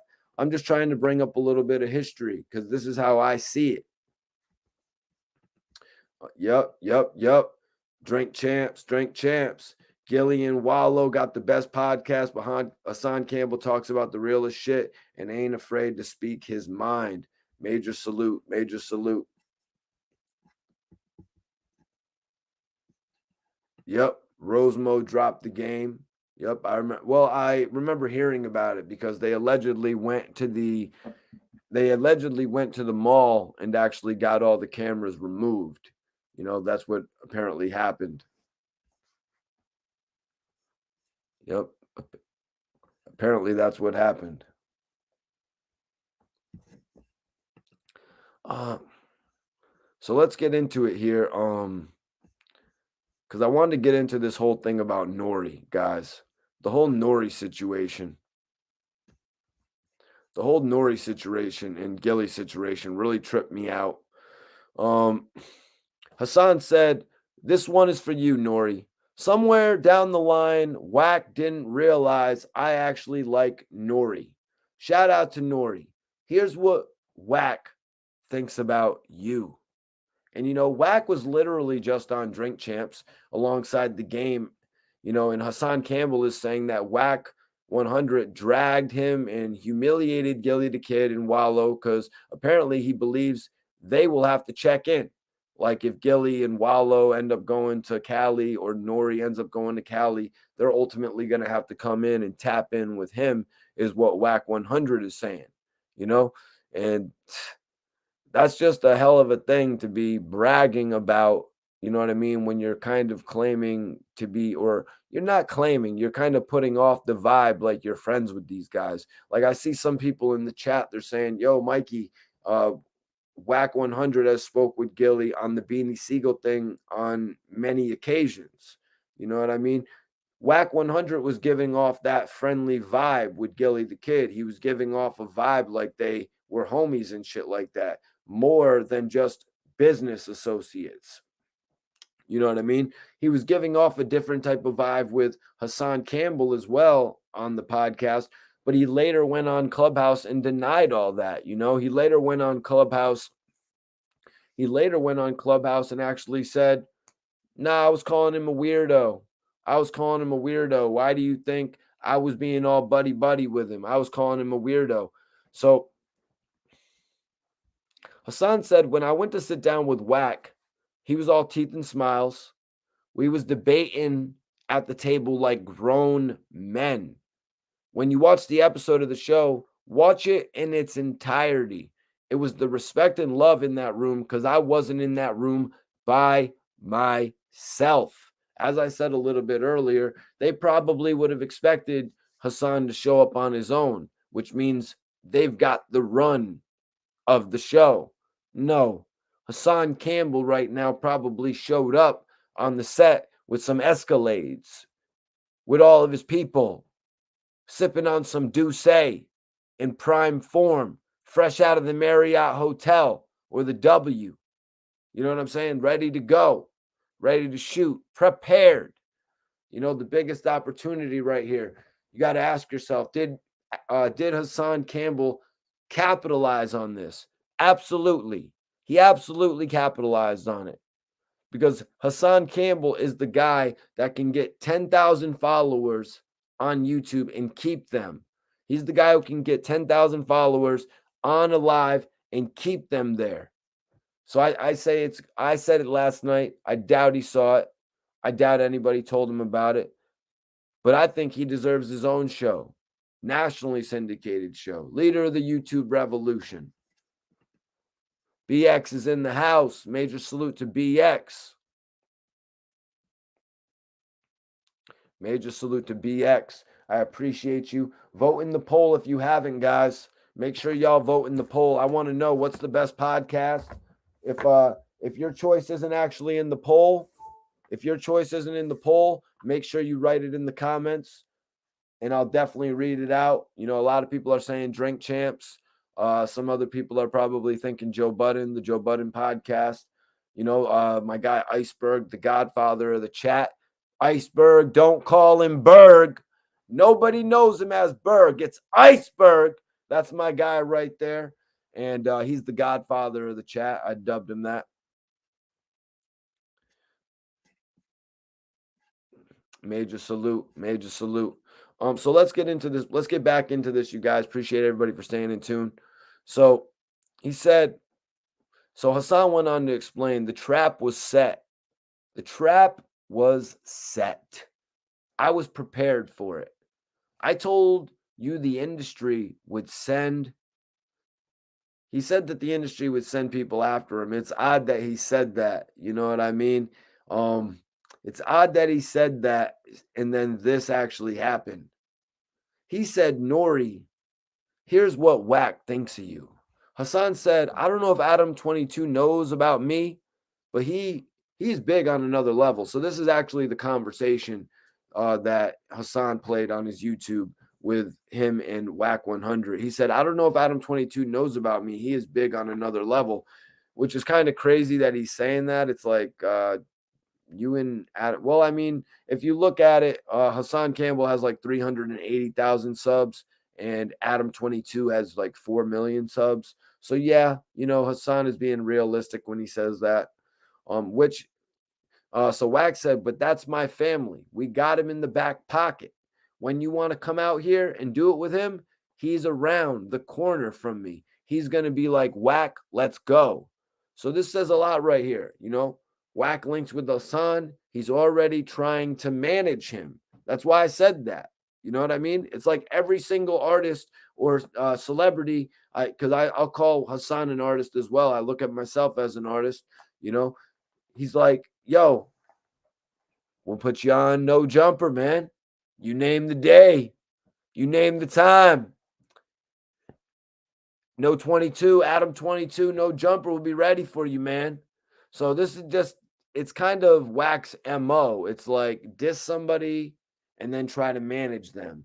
That's not the best way to go into shit, man. But who knows? You know what I mean? Who knows? Maybe Wack will reach out to some other people that he's had beef with in the past and start managing them as well. Major rest in peace to DJ K Slay. I did a video for K Slay a few days ago. I'd appreciate it if y'all go check it out. Like I said, I go live pretty much on an everyday or every other day basis. So if you guys want, subscribe to the channel so you can stay in tune with me on an everyday basis, you guys. Appreciate y'all, man. So Wack went on. Listen to what I brought together. Adam 22, me, Ack 69, you. There's that guarantee. That's guaranteed. All of us. Ain't no F shit. Yo, and right there, this is why I say, like, this episode of For the Record, it's kind of odd to me that it ended up being Academics show, because Wack 100 is here clearly putting it together. Like he's saying, yo, Adam 22, who didn't obviously appear, but he's saying Ack 69, that's all guaranteed. So Adam 22 wasn't actually as guaranteed as Wack 100 thought. We only ended up getting those four on the For the Record show. But right there, you could clearly kind of see that Wack 100 is the one setting it up, only for it to be under Academics umbrella. I just don't get how Wack 100, who wants to be the next big podcaster, you know what I mean? He wants to jump into this field of podcasting and news reporting and shit like that. But he lets this major podcast, 6ix9ine's first podcast since, you know what I mean, coming back from retirement, he lets that slip through his finger. He lets it slip through his fingertips. Where they do that at? Wack 100 just lost major points. I see why right now in the poll, Wack 100, who has the best podcast is the poll. We've got 135 votes. There's 387 people in here. So I need another 200 votes. I need another 250 votes on the poll, you guys, because right now, Gillie and Wallo, $1 million worth the game is leading. $1 million worth the game is leading, but Hassan Campbell is right behind them with 36%. That's freaking amazing right there, you guys. That is amazing. Trench, baby, that shit was ghetto as, man. Yeah, he's talking about the 100 Show podcast. They really didn't have it together. You know what I mean? They really didn't have it together audio wise. You could hear a major echo in the back. It was pretty annoying. Major salute to the Nelk boys. My bad. I thought it just random shit. $1 million worth of game, these bitches.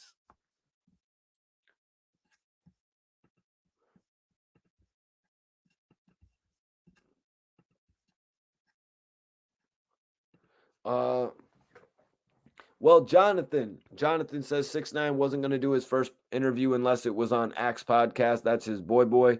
Well, honestly, I think if Wack would have told him like, "Yo, man, I need my second episode. It would be major if you came on and actually did the interview with me." I think 6ix9ine would have done it, man. I think it would have purely just been that simple of a conversation.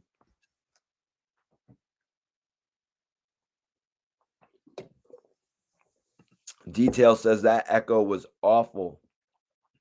Yeah, the echo was horrible. So this is how Hassan knew it was a trap, because listen to how Wack goes on to talk about NORE, Gillie, Wallo, and as well as Adam 22, all people that he's basically working with. You know what I mean? All these people that are deciding to help him out. You know what I mean? When they could be helping a young struggling blogger, a young struggling podcast host like myself out, but they want to go and help out Wack 100. You know what I mean? Who didn't even have the sound quality right. You know what I mean? Wack 100 didn't even have the topic situated. So you're telling me you had the topic situated, but you tried to call Gillie out about his beef with Beanie Sigel. Like, come on, man. Did you have any topic situated? So Wack said, Gillie and Wallo and Drink Champs, I squeeze them when I want because they know they got to come out here. We already got our shit. That's all we need. Them dudes are 150% behind Wack. What we doing? I'll call Adam. Yo, Hassan coming out. What date do you want to set it up? How you want to do it? We're going to control the narrative and do what we want to do. So really right off of the recommendation, I guess you could say, of academics telling Wack that Hassan Campbell is the next big thing in podcasting. Wack 100 is really just ready to go to the bank with Hassan. You know what I mean? He's saying we can control the narrative. We can spin this shit. We can do it together. Do you think, to use Hassan's words, do you think Hassan was born yesterday? Do you think he doesn't remember when you put him on mute in the clubhouse? Do you think he doesn't remember all the shit you were talking in the clubhouse?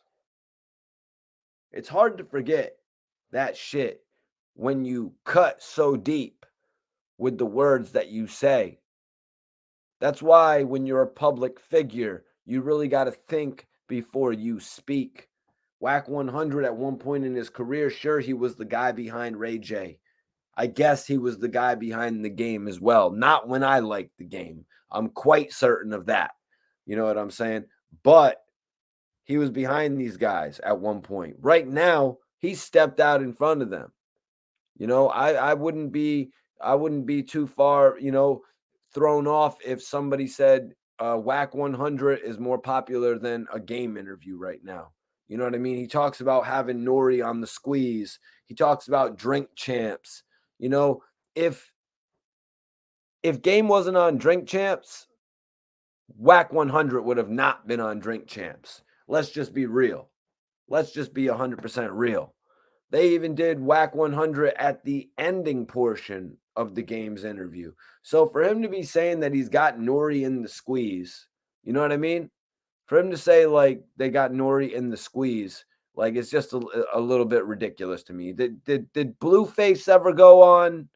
Did Blueface ever even go on Drink Champs at this point, you guys? For crying out loud, it looks like Blueface is trying to drum up a beef with 6ix9ine in order to, get a little bit of celebrity right now. Global Star Entertainment, major salute. Appreciate you for tapping in. Bobby Digital, my guy, yo. Major salute. George McCarthy says, I be liking the Ghetto Boys podcast. Major salute to the Ghetto Boys and to you, bro. And to you for tapping in. DT1 says, there is no denying Wack got too mouthy on that audio. How he on there discussing politics with Hassan? Yeah, it's like, man, what are you doing? Do you think Hassan is over there taking notes for the stories that he's going to drum up with you? Oh, okay. Here's note 1 about Gillie. Here's note 2 about NORE. Here's note 3 about Adam 22. Yeah, he's taking those notes, and apparently he took the recording. You know what I mean? He did some 50 Cent Young Buck shit. He beat him to the punch, though. I'll say that. He beat him to the punch because Wack was so quick to jump back on Clubhouse. I'll say that Hassan beat them to the punch. Dudes remain solid. Dudes proved themselves to be that of dudes with integrity. I think Hassan remains with integrity, never releases the audio. Now, you put the man in a position, you put the man up, you know what I mean, in a position like this. Now he's got all this shit on you, man. You're just on the phone talking all this shit about you got NORE in the squeeze. NORE, who's on Revolt TV. You got NORE in the squeeze. The guy who gets me high every time I want to do an interview with him. You've got NORE in the squeeze. All right. Let me know who you get on Drink Champs. And let me know if you ever get on Drink Champs again. So let's see right here. Hassan said, Wack, you underestimated me. You underestimated me. I can't be squeezed. I'm not NORE. I'm not Gillie. I can't be squeezed. I'm not Wallo.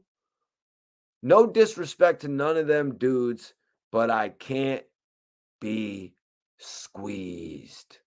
I don't fold.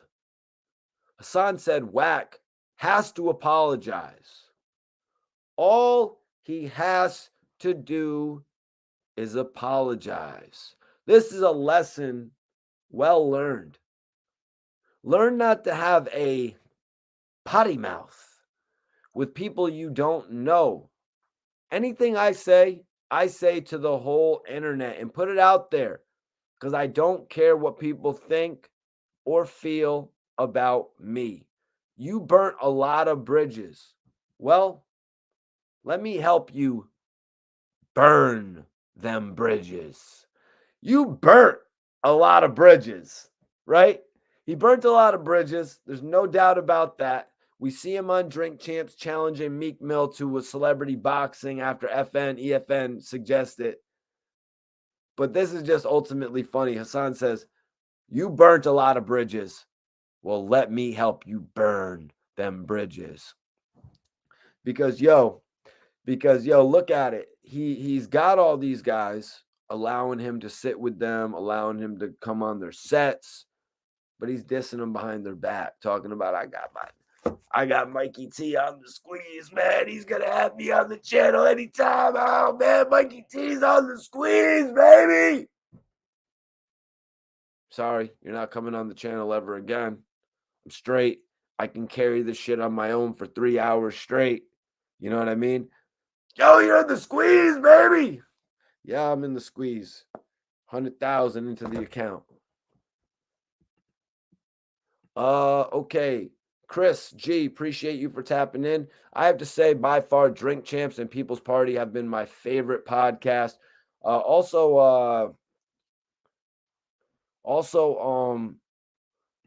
that new Jeff Jarrett podcast, My World. That old wrestler, pretty good podcast right there. Jay Brown in the building. Salute to you, Jay. I got some good ass chronic in the building tonight, man. I really should roll something up if you guys don't mind. If you guys don't mind, I'd like to roll something up, but I don't want to, you know what I mean? It's loud in here. We straight. We straight. No other blogger is like this, you guys. No other blogger is like this. They're not going to come on here and hit you with the facts like this consistently. Make sure you subscribe to my channel. Make sure you hit that notification bell so you never miss one of my live videos. So Hassan told Wack to apologize. He said all he has to do is apologize. I find that a little bit hard to believe, man. You know, I find that a little bit hard to believe that all Hassan wants is an apology from Wack 100 at this point because of the way that this whole situation is gone. You know what I mean? Because of the way this whole situation is gone right now, with him calling out the situation with Nip, him calling out the fact that the game has been running around talking about his status with Nipsey Hussle from back in the day. It's almost like you're calling out the game to make a decision about his relationship with Wack 100. Oh, I got one more in there. That's where that was. Cool. But yeah, it's almost like you're calling out the game to make a decision on the way he messes with Wack 100, But I'm quite sure NORE will probably say, yo, when you come back to promote the release of Dramatic, just make sure you don't bring Wack 100. Or he might even say, yo, we just had you on the show for 4 hours. I really don't want you to come back on and drink all that Azul again, man. We don't want you to hurt yourself, game. So Wack 100 could be burning more bridges than we think, you know what I mean, by this shit happening. I wouldn't be surprised if Adam 22 was disrespected. I'm not shocked. Gillie and Wallo have to feel disrespected by the way that they were treated on that podcast. You know what I mean? That's why Joe Budden wouldn't go there. That's why NORE probably wouldn't go there. You know what I mean? But Gillie was trying to show him some good faith. You know what I mean? Gillie sat with me for many interviews. You know what I mean? It's kind of like what they were saying about Eminem, Wack 100, and then we're saying, oh, Eminem responded to Machine Gun Kelly. You responded to Machine Gun Kelly. You responded to Nick Cannon. You can respond to the game. They probably used that whole thing with Gillie. Oh, you did an interview with Mike T. You did an interview with Mike T. So you could do an interview with me. You know what, man? The only other Mike T that Gillie has done an interview with is Mike Tyson. Only Mike T's get to interview Gillie respectfully. Because that shit you did with Gillie wasn't no real interview. And I only got the best intentions for $1 million worth of game. I will take $1 million worth of game records to the whole nother level, man. Why? Because I run this hip-hop shit, you guys. I've been running this shit since I got started with it, man. What flavor is that purple cookies? This one right here is parts unknown. Why do I say I've been running this hip-hop shit? Because, guys, ever since I got started, all my interviews have been on the hottest websites, from World Star to Hip Hop Wired to Baller Status to, you know what I mean, All Hip Hop to Hip Hop DX to Hot New Hip Hop, Rap Radar. Every single blog, This Is 50, picked up my content, you guys. Now we're on the YouTube space. You know what I mean? You probably read some of my stories from back in the day. It's Mikey T The Movie Star. Happy 420, everybody. Happy 420, man. You know we celebrating, right? I got to roll up a big Dutch. I had a little hit of Henny before the show. You know what I'm saying?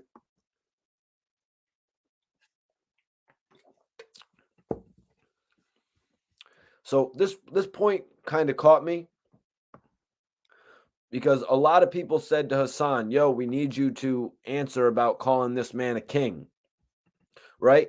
Somebody actually commented on Hassan's page, you guys, and said, seeing people in person, if you're not really comfortable and poised, it's easy to lose your bearings. That being said, Poppy, you have 24 hours to apologize for that king comment.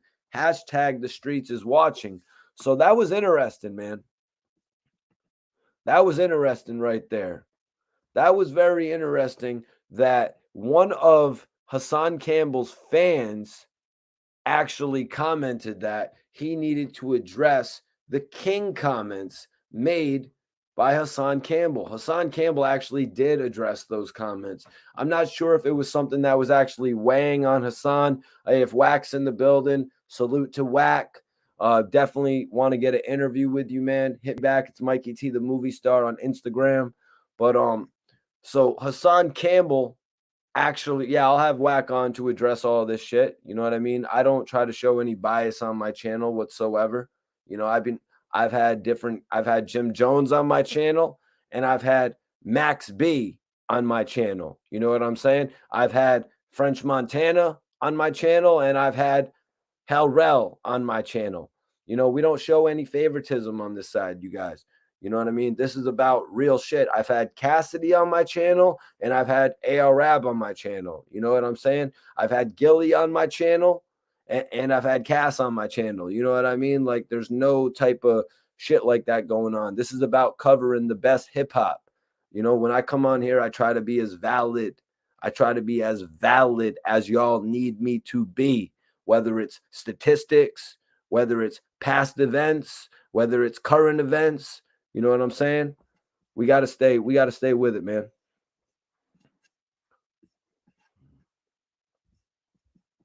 Yo, yo, yo, Mudbone, what's popping? What's popping?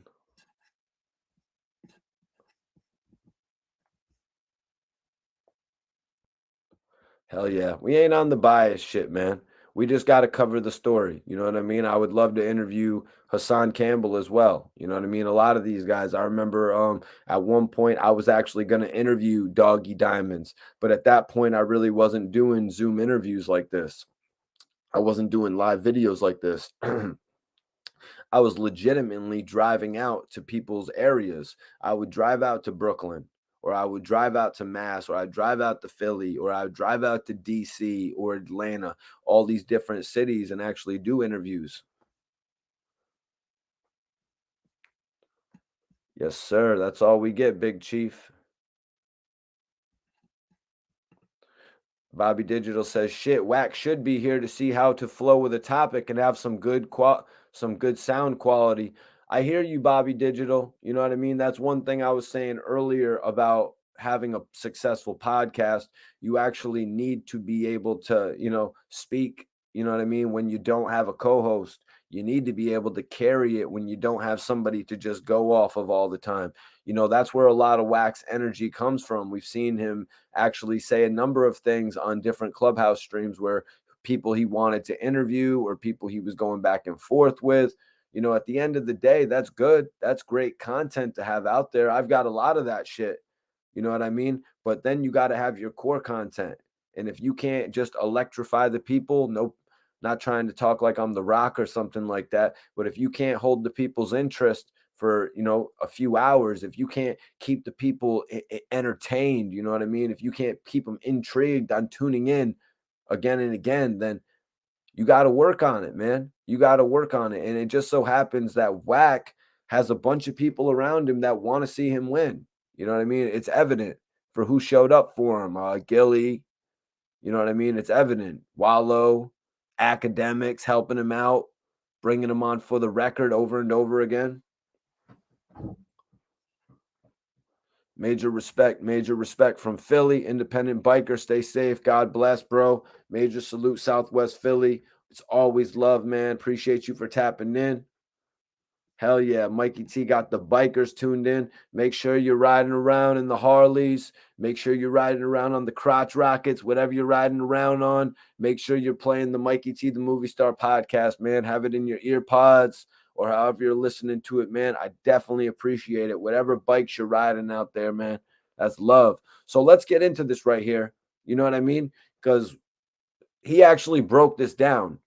I was a little bit shocked, you know what I mean, that he broke it down, because it's like, wow, you're going to address what one of the people who commented on your picture said. Whether that was the reasoning behind it or whatnot, you know what I mean? Whether he just sort of was having a little bit of a feeling like, damn, these dudes is going in on me talking about Tasha being the king, or if he just felt a certain way about it. He addressed it. He said, just because I called a man king doesn't mean I called him a righteous king. Yeah, he is a king. He has a kingdom. Hassan went on. The only difference is the little dudes I saw inside the studio didn't look like they was doing as good as Shoddy. Shoddy was a little bit smarter. But then again, Tekashi is a little bit more seasoned. He's a little bit more seasoned now. huh. So Hassan Campbell doesn't really know what to chalk that up to. He's looking at all these young bulls, as they would call them in Philly, young bucks, you know, upcoming rappers, if that's what they do. You know, being around 6'9", it kind of seems like they're trying to make a name for themselves as well, and they have a big opportunity to. But Hassan is saying they don't look like they're as well off as Shoddy. It doesn't look like they're as well off and doing as good as Shoddy was. Shoddy was a little bit different though, man. You can't really compare Shoddy to your everyday rapper. Shoddy was the A&R. Shoddy was the manager of the group. Shoddy was using a lot of the connections that he was building through 6ix9ine. Shoddy was using 6ix9ine a lot of the time as well. Being that he had a friendship, if you'll call it that, with 6ix9ine, Six allowed him to use that as leverage. You know what I mean? He used it as leverage to attract several different artists who he brought around 6ix9ine. You know what I'm saying? Artists that I don't even need to mention right now, because they're going to tell me like, yo, Mikey T, coming on your podcast isn't going to make me any bigger. You know what I'm saying? It's like, okay, bro, I done had Lil Wayne on my show. I'm not really worried about it, man. My show, it's not really about the guest anymore. You know what I mean? My show is about reporting the news. Until I get my official deal, it's about reporting the news. Then at that point, it'll go back to being about the guest. See, Pablo said that's a fact about Shoddy. Yeah, that's why you can't really compare Shoddy to every young rapper rolling around 6ix9ine right now. Of course, they're not gonna. The other evidence that he points out is that 6ix9ine is a little bit more seasoned. So back in those days, when Shoddy was running around selling a Tekashi verse for 15,000 and giving Tekashi 4,000 for it, and that's why he could afford all the cool ass shit. Because Tekashi wasn't as schooled to that back then. But yeah, that was interesting to note that Hassan gave us an idea watching those guys. You had the one guy who infamously said, "This is the only rap we're jacking in Brooklyn." Hassan's looking at them. They're obviously draped out in the best clothing and shit, but it goes deeper than that, man. It goes a little bit deeper than that. You know what I mean? You could see some people in one or two cool clothing items that they pulled out of their friend's closet, but it goes a little bit deeper than that, because if you don't have every item that would really go with somebody who could afford that shit, then you can easily pick out like, okay, look at the socks he's wearing, look at the shoes he's wearing, look at the jeans, the shoes that he just got from his homie don't even match up with the jeans. Look at the jeans, but they don't match with the undershirt. You know what I'm saying? You got to have really everything together when you're going with that. And then you pull up on the set and you're riding in a Malibu, you know what I mean? But other dudes got a Porsche, some things like that make you stand out, where it's like, okay, so he's not really all the way there. Dude's got a McLaren, and then the other dude's just rolled up in a rental. You know what I'm saying? Like 6ix9ine is keeping these dudes well fed right now, as Hassan explained. But at a certain point, they're all going to leave the Tekashi tour and they're going to go back to Brooklyn, that little spot of Brooklyn where Billy Addo was. And Billy Addo is another one who I probably shouldn't mention, because he says that my show isn't big enough for him. You know what I mean? It's kind of funny. You know what I mean? A guy does an interview on DJ Vlad and he's immediately too big for your podcast. Kind of funny. I mean, I've interviewed Rick Ross, so I'm not really worried about it. You know what I mean? Wakashi.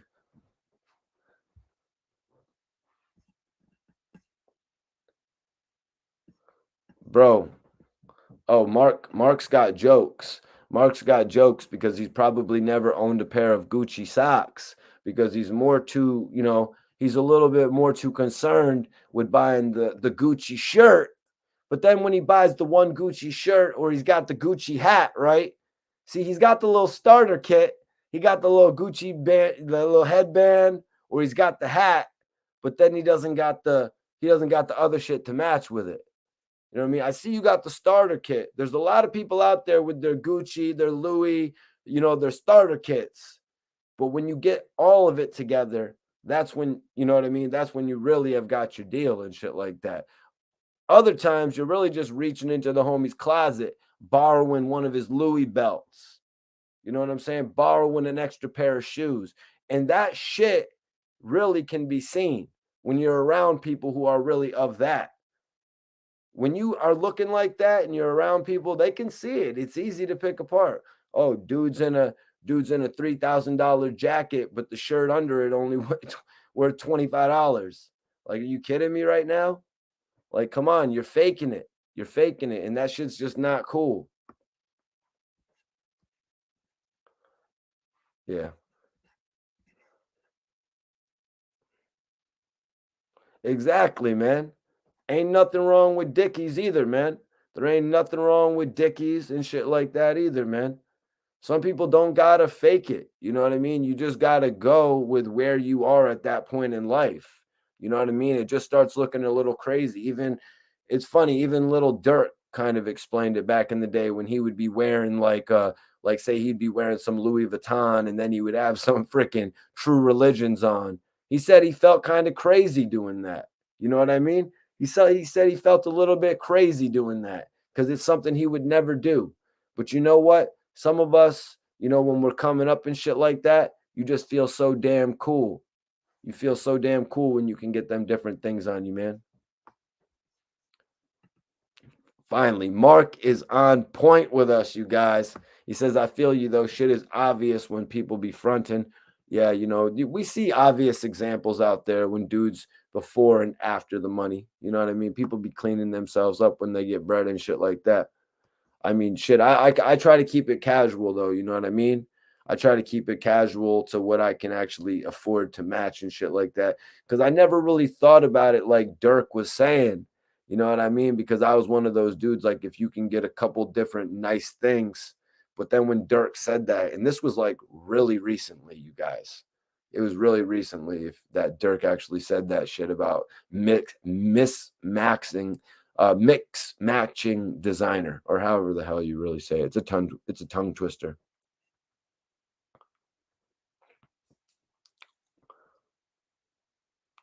Yeah, chemo. Yeah, chemo.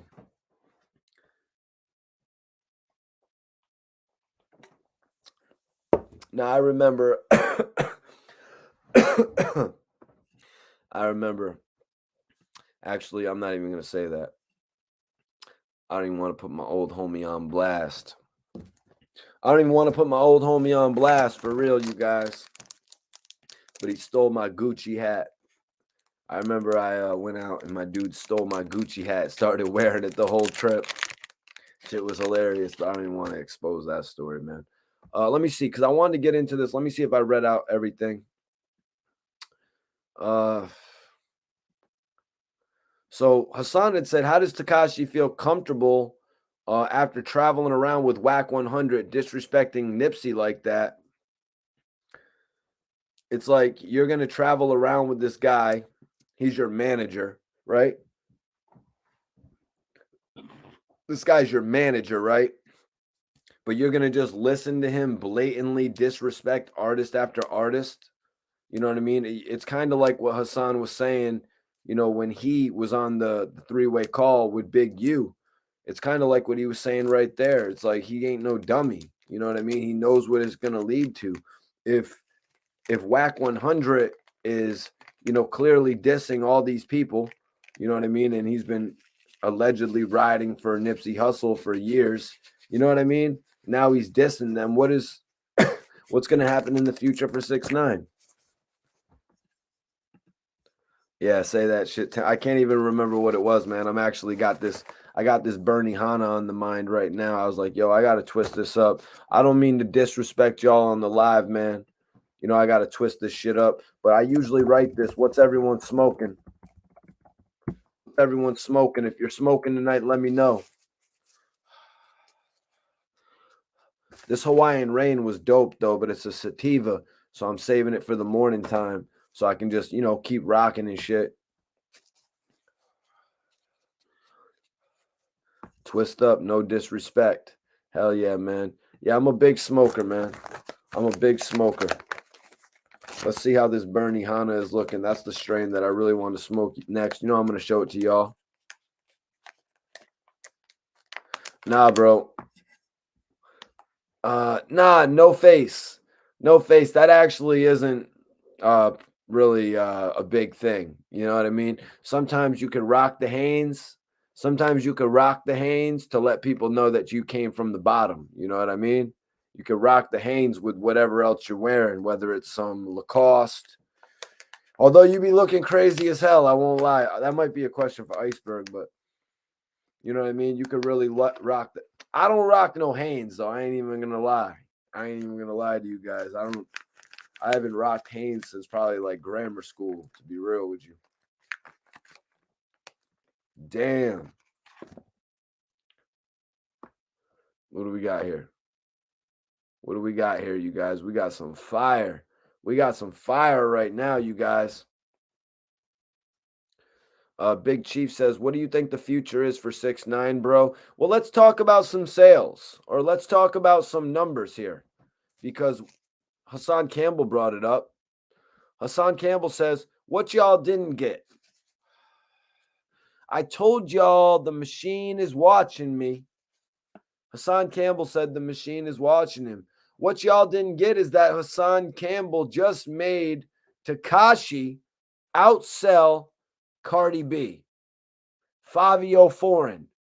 And he is the king of New York right now. So now not only has he said he's the king of YouTube, now not only is Tekashi taking my position as the king of YouTube, somehow Tekashi, I guess I got to scream a little bit more and disrespect people and tell them that they don't want this and tell them that I'm going to pull up like Tekashi would.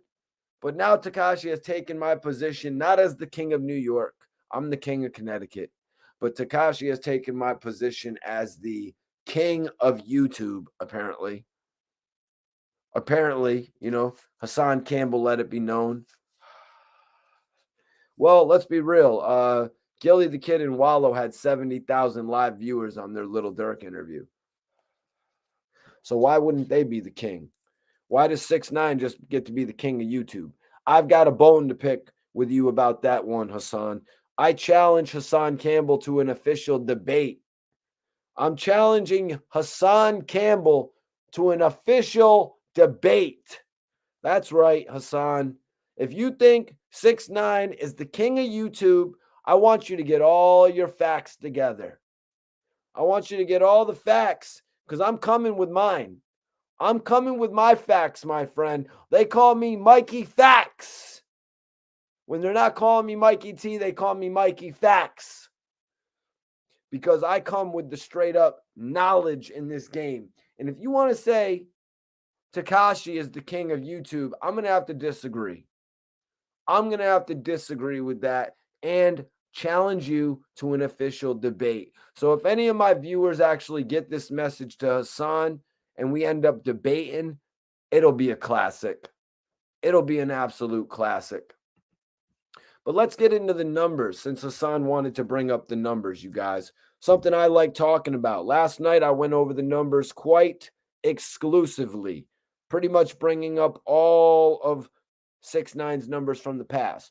So Hassan says, what y'all didn't get is I told y'all the machine is watching me. What y'all didn't get is that Hassan Campbell just made Tekashi 6ix9ine outsell Cardi B, outsell Fabio Foreign, and he is the king of New York right now. This was strategically done. Hopefully, like our debate, Hassan, will be strategically planned. But he said he dropped music on a Friday. He was supposed to sit down on Friday. He missed his flight. We did it Saturday. Within 3 days, he done sold over counting 10 million.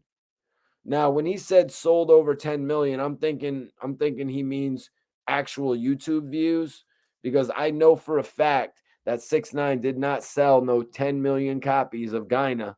You know what I mean? There's no way in hell. You know what I'm saying? So I think Hassan actually just misworded that or something.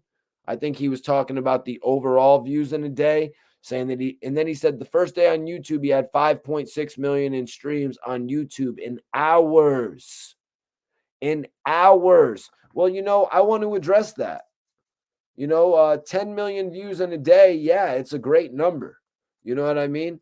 I mean, shit, Steve Will Do It interviewed the president, Donald Trump, and they did 5 million views in one day. So if 6ix9ine did 10 million views in one day, that's pretty amazing. That's pretty great. You know what I'm saying? But let's look at the real fact of the matter. The fact of the matter is 6ix9ine's first video out of jail, Gooba, did 39 million views in one single day. One single day, Tekashi did 39 million views. And here we are with Hassan Campbell just glowing over 5.6 million. We got him saying that he's the king of YouTube because he did 10 million views in a day. How absurd does that sound? Like, I got to point it out. Like, that's the point of this live video, for me to actually point out shit that I've been witnessing, shit that I've been seeing. That's why I do my live podcast, you guys. You know what I mean? Soon enough, I'll have major distribution so my word gets out there, because I'm really trying to get the real hip hop word out there. Everyone's out there talking about, oh, 6ix9ine did 10 million views in a day. Oh, 6ix9ine did 10 million views in a single day, 5 million views in hours. 6ix9ine's first video, Gooba, did over 39 million views in one single day. Let's go a little bit further. Let's go a little bit further, you guys. 6ix9ine's second video, Trolls, with Nicki Minaj, actually did 32 million views. It did about 6 million views less than Gooba, but he did 32 million views in a single day. So I'm asking, why are we blowing up? Why are we blowing up over 10 million views, you guys? Why are we making such a big deal about 10 million views? Like, let's be real. Like, we're really supposed to be studying this shit. You know what I mean? If you're supposed to be studying these numbers, you're supposed to be having knowledge of the numbers, man, before you just open your mouth and talk about shit, talking about people are the king of YouTube. Look at another fact. Gooba actually surpassed Eminem. Yep, Gooba actually surpassed Eminem as the top listened to song on YouTube, but Eminem actually had more views overall in the whole year than 6ix9ine. Why? Because 6ix9ine lost his consistency. The level of consistency was gone. Another thing, somebody posted in Reddit, 6ix9ine, one of 6ix9ine's last videos, Tutu, actually took 2 months. It took over 2 months to cross 100 million views, you guys. And 6ix9ine's video, it crossed, in 6ix9ine's first video, crossed 100 million views in 3 days. It crossed 100 million views in 3 days, you guys. But one of his last videos actually did 100 million in 2 months. So you could see right there the level that he's actually losing people. So Hassan said within 3 days he has done. The first day on YouTube, he had 5.9 million in streams on YouTube in hours. Me. It was me. But y'all not paying attention. These dudes used me for energy.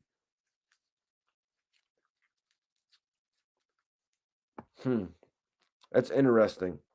That's interesting. I want to post a poll about that. I want to post a poll about that, you guys, because it seems to me, well, it looks like Gillie and Wallo have number 1. Hassan is number 2 with 33%. Academics number 3 with 12%. And Wack 100 only has 3%. Pretty crazy. But I want to post a poll right now. Who did 6ix9ine get more clout off?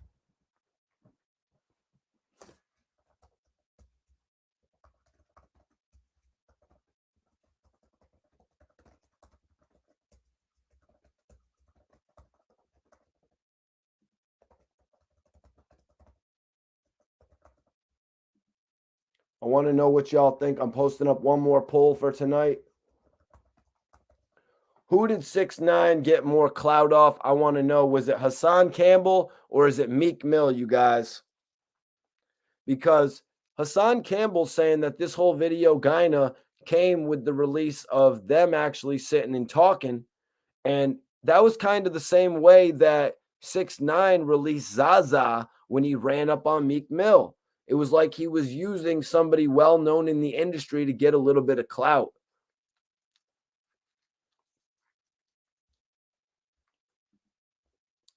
So now they've got academics and Wack 100 bringing Hassan to the podcast. You know what I mean? Something I don't think anybody thought they would have seen. You know, we saw Gillie the Kid actually turn down 6ix9ine. So I kind of felt like the majority of people would turn down 6ix9ine. I'm not sure. I think Joe Budden turned him down as well. The Shade Room is actually the one who did the interview with 6ix9ine. So I was really kind of wondering who would do an interview with 6ix9ine. Then Wack 100 did it, and now Hassan Campbell has jumped into the fray. Hassan Campbell says that they used him. He said, I told y'all the machine is watching me.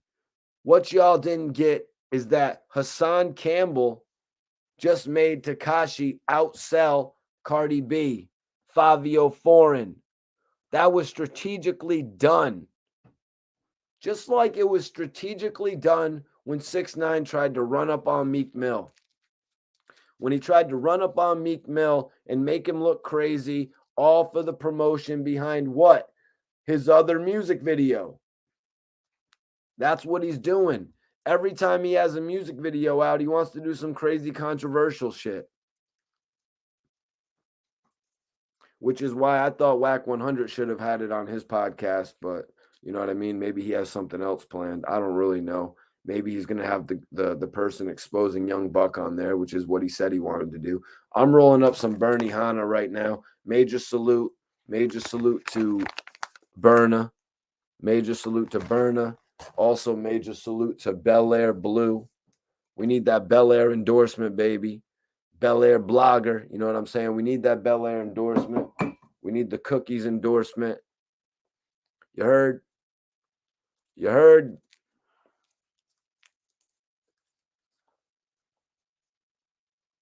So, yeah, and that goes back to the question of what do I think about the future of 6ix9ine? You know, 6ix9ine doing 10 million views in a day or in 25 or 26 hours. It's pretty amazing. You know what I mean? A lot of other artists don't get those sales or those streams, I should say. But let's be real. Let's be real. When he did Gooba and Gooba had 39 million views in a single day and it had 100 million views in 3 days. And then he released Trolls with Nicki Minaj and they went whatever number at Billboard. I'm not sure if it went number 1 or not. Somebody in the chat, right, if it did. His sales was only 53,000 first week. Why were his sales so low? You look at Fabio Foreign, he's doing 280 or he's doing 30,000 first week. 6ix9ine did 23,000 more units than him, but he did a significantly more amount of streams. Like it makes it a little bit more comparable to me because you would think 6ix9ine would move more units based on those streams. Hell yeah, I'm finally going to get to taste this Bernie Hanna.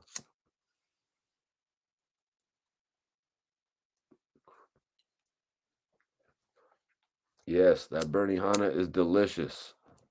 Let me really get it. Let me really get the flow before I let you know what I really think, though.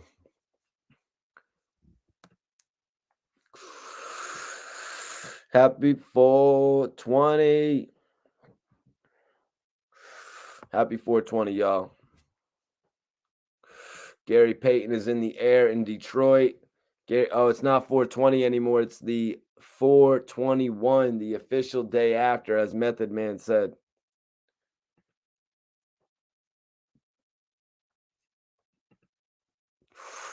Platinum OG is definitely a good one.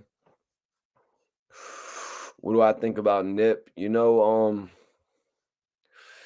Doggy Diamonds was actually talking about Nip, and I agreed with what he was saying. You know, Doggy was talking about how Nip was catching early comparisons to Snoop Dogg. You know what I mean? Pretty much just based on the look, you know, the height, kind of like the style a little bit. You know what I'm saying? But when Nip got all of his shit together, you could just tell they were so much different. You know what I mean? Nip really solidified his own position in the game, especially when he found out that it really wasn't going to work out for him. You know what I mean? Like he just as easily as he thought it was. It wasn't as easy for him as just signing a deal with the Black Wall Street or signing a deal with MMG. You know what I mean? He had to go out and make his own way. You know, the game really never solidified that situation with the Black Wall Street and Interscope. And I guess the deal at MMG just wasn't worth it.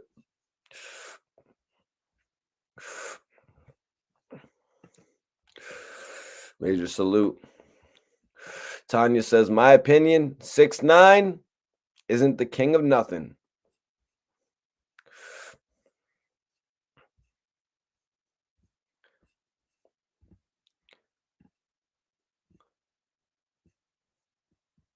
Oh, damn.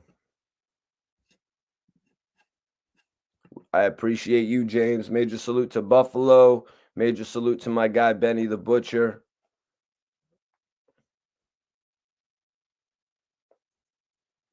Uprise, uprise. Major salute to you, bro. Appreciate you tapping in.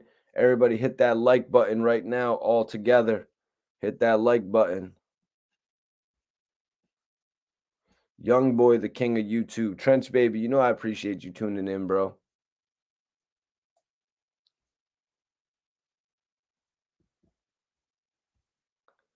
I ain't never scared. I ain't never scared. I'm about to make a remix to that, man. How was that? How was my I ain't never scared sounding?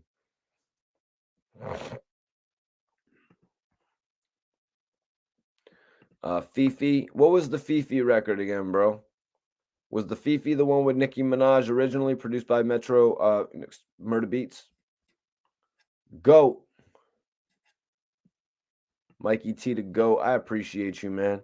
You know I'm going to keep it real forever. You know what I mean? I'm the Max B of these blogs. You know what I'm saying? I'm 50 Cent when he was in the street. I'm 50 Cent when he was doing the G Unit mixtapes. I'm the Max B of the blogs. A lot of these other guys are there. You know what I mean? They're Jim Jones balling, but I'm Max B getting it. I'm 50 Cent in the streets with it. They're Murder Inc. You know what I mean? But I'm G Unit mixtape era. You know what I'm saying? I'm completely content with being on the underground, you guys. I've gotten my flowers from the likes of Big Fendi. You know what I mean? Doggy Diamonds has given me my flowers, putting my interviews on his page at literally the beginning of my career. You know what I mean? Q from World Star posted my videos on his page. Big Homie, Rap Radar, all these people, you know what I'm saying? Grouchy Greg from All Hip Hop. All of these people posted my content since I got into the game. You know what I mean? Jake from Hip Hop DX. You know what I'm saying? He's gone from there now, but he's doing major things, all different types of shit. You know what I'm saying? All these everybody that showed me love over the years. I appreciate you all, man. Major salute. Uprise.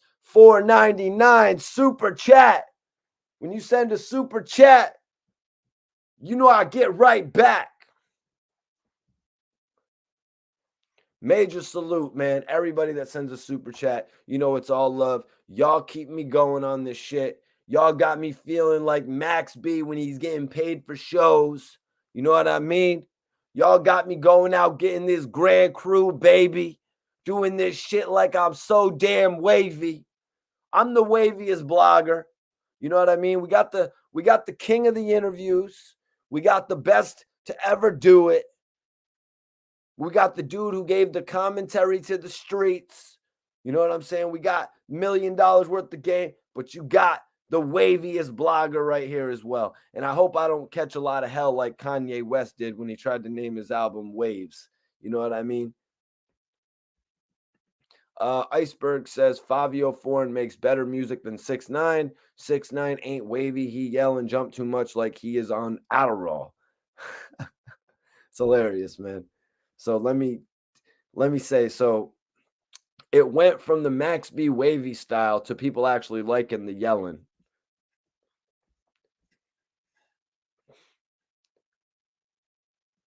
Yeah, Ray Davis, real facts right there. Ray says Hassan is the only dude I know that's been on YouTube and held his own and been dropping bombs for years. 100. I appreciate you tapping in, Ray. If anybody watching this video is not subscribed to the channel, make sure you subscribe to the channel, you guys. Also, if you haven't voted, vote in the poll right now. I want to know, who do you guys think 6ix9ine, the guy who is allegedly clout, who do you think he got more clout off of? Was it Meek Mill? Was it when he ran into Meek Mill? Or was it when he got the interview with Hassan Campbell that nobody ever thought he would get? I mean, 6ix9ine usually only gets interviews with the Shade Room or Wack 100. So it was interesting to see one of the most official dudes on YouTube actually conversing with him, man. Breaking down some real shit to him. When Hassan got asked questions like, would you have done this? How would you have reacted to that? These were great responses that he gave. Even though he got cut off here and there, I still feel like he got off his part. And he really got in his bag too, as he said.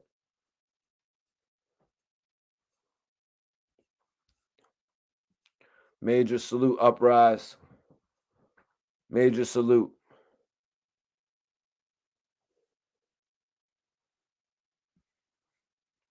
Major salute to you. I appreciate you for tapping in. Appreciate you for tapping in.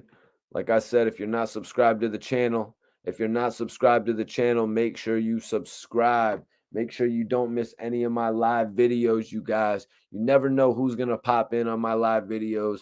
We usually have some crazy ass people watching the show, man. And we always have the best people in the chat actually conversing with one another. Never be afraid to ask a question in the chat.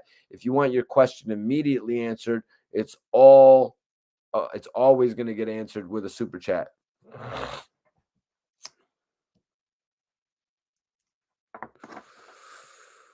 Bernie Hanna.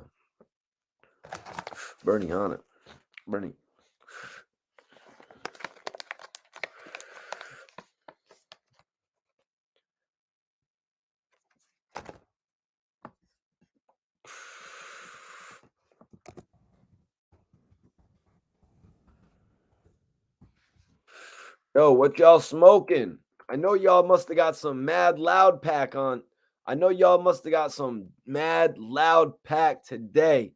What y'all smoking? I got Rick Ross's new strain on deck. Ricky Rose's new strain. It's called All Time High, baby. 420, let's go. Let's go. Oh, shit. Ray Davis says it's still 420 in Minnesota. Minnesota. Fatty rolled up. Okay, man. I respect that, bro. Orange cream. Orange cream, baby.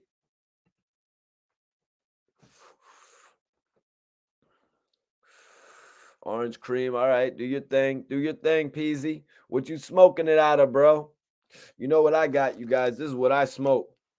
I don't know if y'all don't know, but this is what I smoke. I smoke these. You guys. I better have some more on deck, too. Gumbo. COG. Yo, Prophetic, you're going to have to break that down for me, bro. I need to know what you're smoking on tonight, bro. This White Owls, White Grape. White Grape game or just white? Dutch Master. Okay, bro.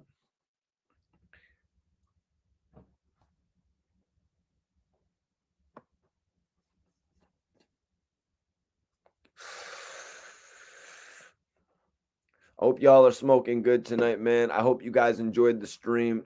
It was a great stream tonight, man. You know what I'm saying? A lot of people were telling me last night that I should be doing this, but last night we were covering what we were covering. You know what I mean? I think a lot of us were just in shock in general that Hassan linked up with 6ix9ine. You know what I mean? I thought Gillie set the trend for that shit to let bloggers know, or influencers, I should say, no, you don't need to link up with 6ix9ine. You know what I mean? Maybe somebody like me, maybe somebody with 50, 60,000 subscribers, you know what I mean? Getting an opportunity like that. But Hassan Campbell is one of the trendsetters of the game. He's somebody that could legitimately put somebody on. You know what I mean? So to really put himself in jeopardy like that, but looking at it, he didn't put himself in jeopardy whatsoever. Hassan went in there with the right mind frame. You know what I mean? He went in there, he made sure he had his crew with him. He went in there and he got some certain topics off his chest that he wanted to. You know, in these circumstances, you can either win or you can lose. You know, Hassan said it. Wack 100 isn't going to squeeze him. He's not going to get squeezed by Wack 100, you guys. And he didn't get squeezed by him. He attempted to come at him. He put that man in check. He showed him how this blogging shit really goes. And I know this is not shocking academics whatsoever. It's not shocking him whatsoever, man. Wack 100 put himself in position to get exposed, you guys, by revealing all of this information to Hassan Campbell. Hell yeah, man. We on the Dutch Master Cigarellos, bro.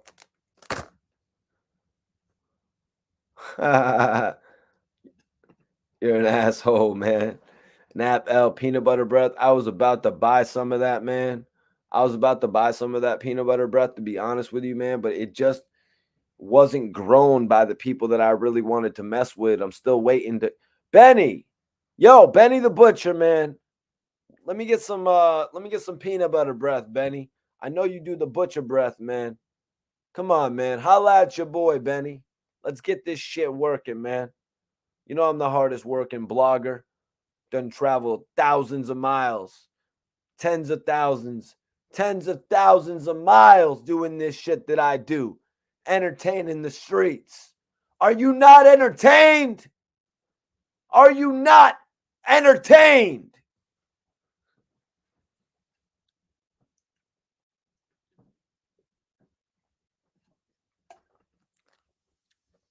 Appreciate you, man. Yo, New Jersey is the new LA. Yo, I've been seeing my bro Pop Tracks. In all honesty, my boy Pop Tracks, he always be having it going. He always be having it going in Philly with those events, man. Oh man. Better not have had no issue with that. I was trying to send this to my guy Pop Tracks real quick. It's probably kind of late. My dude's probably sleeping. I'm probably bugging. All right, yo, I only got six. I got six dudes following me. Like I said, whoever follows me on the gram, I'm gonna follow you guys back. Okay, cool. It's sent.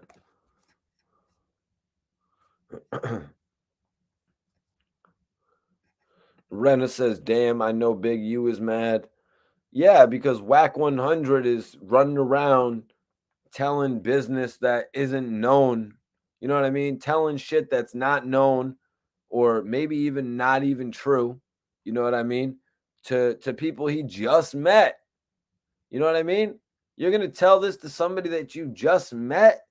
You know, I could picture it. You know what I mean? Because you meet people and they be talking their ass off. You know what I'm saying? Like we always see the cliched shit of dude goes to the bar or dude goes in jail. It's like a dude goes to a bar and he just admits all the crimes that he did in front of everybody and pretty much exposes himself. Dude goes to jail, tells his cellmate what he did. Cellmate ends up testifying against him. Like, dude, how are you going to tell somebody who you know, your homie? Now, academics is your homie. He just told you that's the next big blogger, and you're going to put him in position to get all this shit out there about you. Who knows? Maybe it's a win for Wack 100, you guys. Maybe it's actually a win for Wack 100 as well, because look at the situation. Wack 100's name is the topic of conversation yet again. Maybe he wanted this shit to leak. Maybe he saw, okay, Kodak Black said some messed up shit. Kodak Black said some messed up shit that he was later forgiven for. few years later, it's water under the bridge with Kodak Black. You know what I mean? Look at the situation. Look at how that played out. You know, right now, Whack 100's name, let's face it, Hassan Campbell did 10,000 live viewers. He did 10,000 live viewers, over 200,000 views, and it's all based around Whack 100's name as well. So he's getting a little bit of celebrity added into it too. But look at what happened in the poll that we just did a little bit earlier. When I asked everybody in here, who are you rocking with? I asked everybody who they're rocking with just to get a gauge of the audience that is watching me, of who they're really willing to get behind, whether it's Hassan Campbell or Wack, who's trying to go from Clubhouse to podcast. And you can't really get it. It's hard. You know what I mean? It's like me. I'm a YouTube guy. You know what I mean? I'm a YouTube guy, but my dude, Big Chuck, he goes heavy on the Clubhouse. Like, he transitioned over amazingly. Speaking of that, I'm going to send this to Big Chuck as well. Should have sent this to him a lot earlier.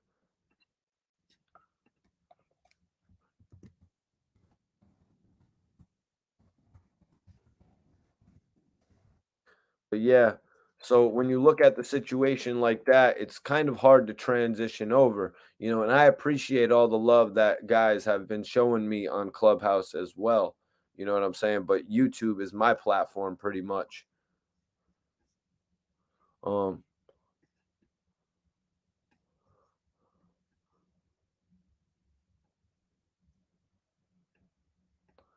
um,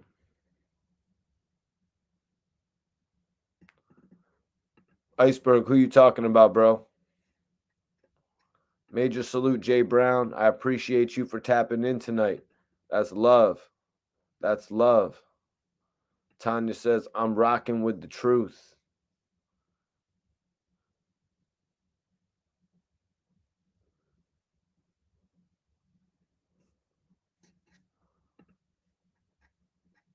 Let me see this. The prophetic says, Hassan gave him his OG respect and Wack let it go to his head. Checkmate. Hassan pulled a chess move. Hassan pulled a chess move. Yeah, he did. He did. Checkmate. Checkmate as well, because Wack 100 put out some pretty damning information that might cost him his relationship with the game. You know, it might eventually cost him his relationship with the game. I don't know. What do y'all think about that in the chat? What do y'all think about this? What do y'all think about that watching this video on demand? You know, and if you're watching this video on demand, make sure you never miss one of my live videos, man. You know what I'm saying? Make sure you never miss one of my live videos. I be going in on here. You know what I'm saying? It's pretty much one of the most lit YouTube channels on the internet, between actually putting out interviews. I put out this whole conversation I had with Gillie Da Kid today. If you missed it, go check it out. Gillie Da Kid was actually talking about his fight scene with Steven Seagal, and how he was telling me about how he had to prepare for the fight. And I was like, what do you mean prepare for the fight? He kicked your ass in 5 seconds. So me and Gillie were going back and forth about that. And then Gillie was talking. It was a really great interview, man. It was a really great interview. Clutch says, nah, he's got the game. He's got the game. Game want to burn. And no, sorry. Did not mean to read that comment. Clutch said, nah, he got the game in fairyland. I mean, I don't know what you mean by that, man. You know what I mean? Right now, the Wack 100 situation with the game is actually, it's going pretty well. You know what I mean? Wack 100 situation with the game, it's pretty much better than it's ever been in a few years, with the fact that the game has the new record by Ye. You know what I mean? Him and Ye have the new record called Easy. And then he's coming out with this record that's allegedly going to be dissing Eminem. And right now, think about it right now, I really believe that it should be on an original beat. If he does not diss you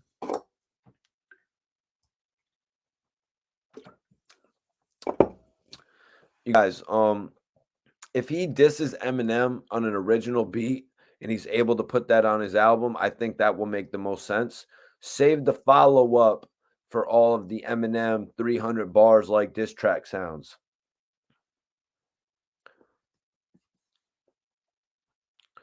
Yeah, you're right, Roddy. Whack 100 is on some other shit, but it's really got to make you think, Roddy. Did Whack 100 do that?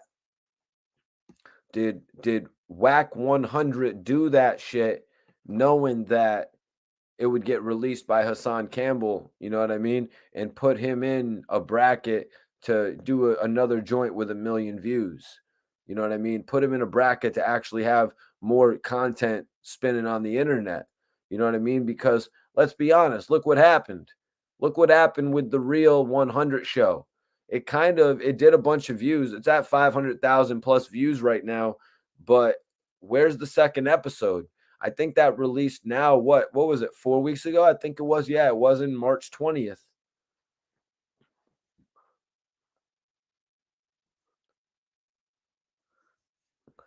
Yeah, man, you know that's because I'm drinking Red Bull, bro. I'm trying to find my damn water. Hold on, trying to find my damn water, man, because I don't want to drink I don't want to drink this off-brand shit right here. I'm trying to find my Aquafina, you know what I'm saying? I'm not trying to act bougie or anything like that, but I wasn't trying to drink this off-brand water, and I'm just here chugging Red Bull trying to get extra energy, you know what I mean? Because honestly, between smoking this, one of these girls told me one time, she was like, "So you smoke blunts and drink mad Red Bull. It's like you're evening yourself out. All in a hard day's work, man. You know what I mean? Mix it in with a little bit of champagne and you're doing extra good." Steven says the game will never be better than Eminem. The game will never be better than Eminem. Not at this point. You know, if the game actually didn't make it to being better than Eminem at that certain point, then no, he will not be better than Eminem because Eminem has classics from the past that the game cannot surpass at this point. Looking at the record easy, he's just not going to get there.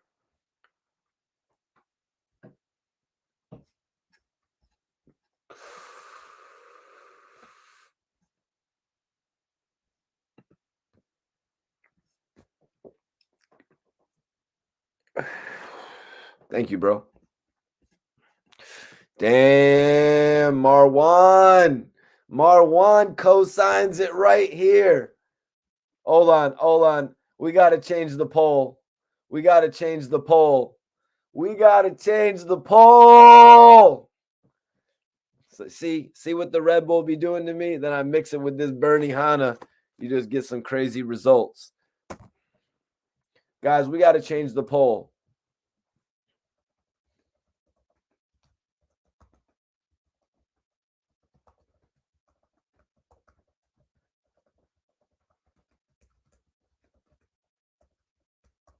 It's a simple yes or no question.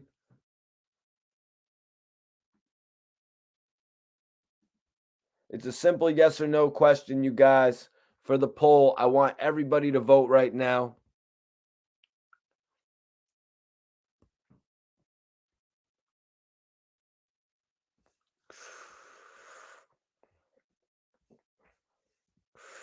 Nah, Darkness. Yo, Darkness, I appreciate you for tapping in, bro.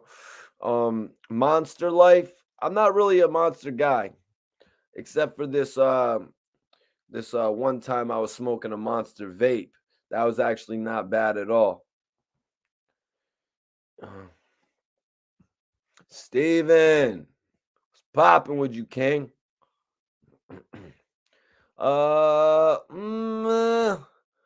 Sunye says, Sunye, appreciate you for tapping in again. Kanye did that Easy record to get that Ray J Kim tape, and nothing was really on it. I don't know about that, man. I don't think Kanye West is really that type of dude. Honestly, I don't even think that shit really existed like that, if we're being 100% honest. But I think that just stems from the relationship that Kanye West has had with the game from over the years, man. They worked together heavily on the game's first album with Dreams, and then they worked together actually on a single and a video on his second album. You know what I mean?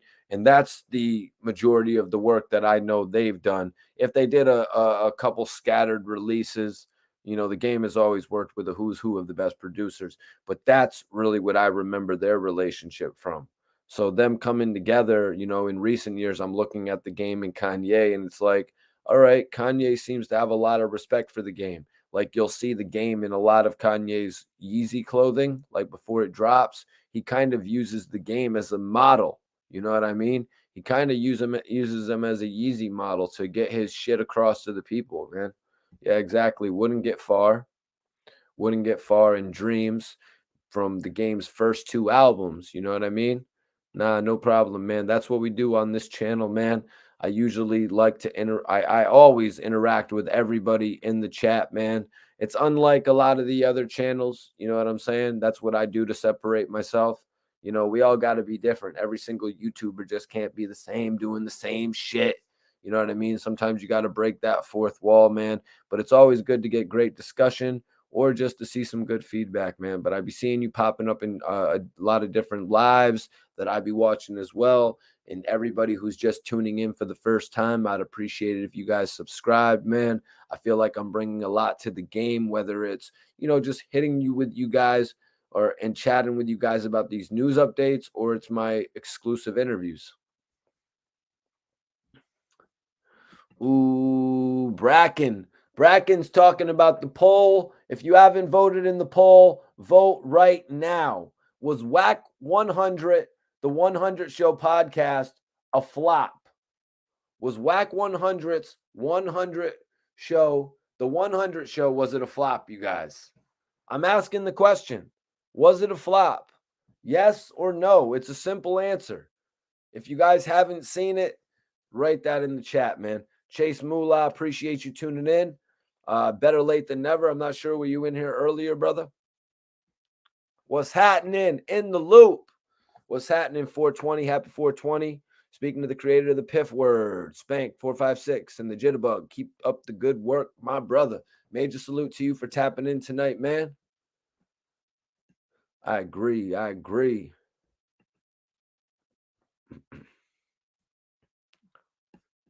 Yo, bro, you was the first one to ever reach out to me, and I listened to a lot of the podcasts, his live chats. Thank you, man. Nah, thank you as well, bro. That's what's up, man. That's good to hear. Jay Brown says audio was all messed up on the 100 show. Yeah, that's something actually my guy Clark brought up the other day on the podcast. I don't know if you guys saw it on demand. Everything's available on my channel on demand if you missed it. But he brought up the fact that, Wack's audio was really, really bad. And I got a feeling that's one of the reasons we didn't get too much replay value out of it. And that's one of the reasons that they didn't have a lot of clips that were really good promoting it.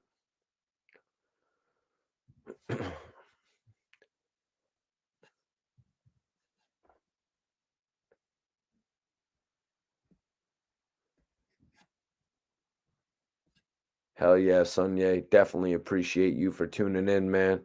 Definitely appreciate you for tuning in tonight and everybody that tunes in tonight. I usually do some open questions. So, guys, if you guys got some open questions right now, send them through. If anybody has some open questions right now, send them through. We're about to take the open questions. About to drink some Red Bull. I see my waters over there on the table all the way over there. It's whatever. You know what I'm saying?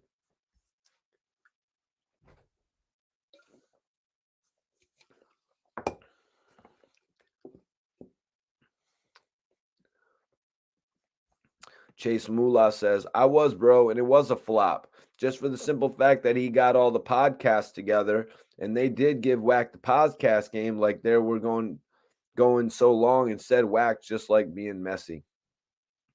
Yep, he kept it messy when he had everybody there willing to go 100%.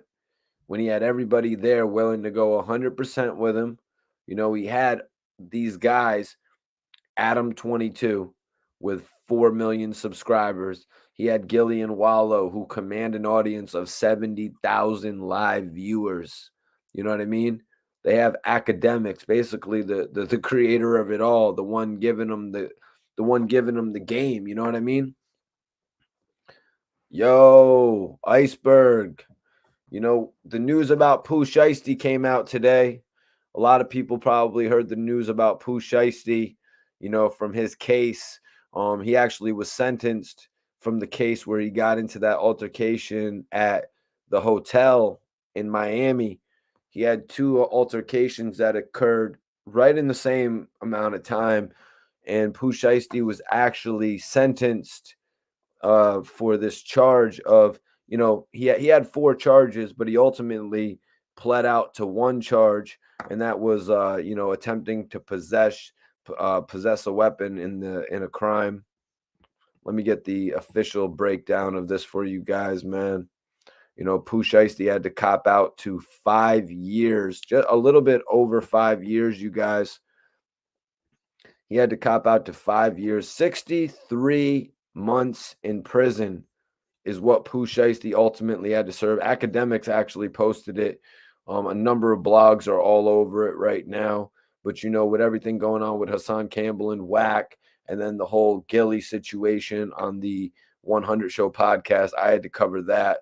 But with everything going on with Pooh Shiesty, you know, we've been covering his case here on the channel. And if you didn't know that, be sure to tune in so that you can see updates like that. But Pooh Shiesty was sentenced to 63 months in jail. As we all know, he was facing 8 years.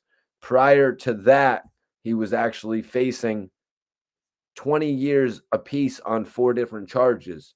He was facing 80 years in jail, you guys. So the prosecutors agreed to drop 3 of the other charges, but he had to take one of the charges that could have resulted in as much as 8 years in jail.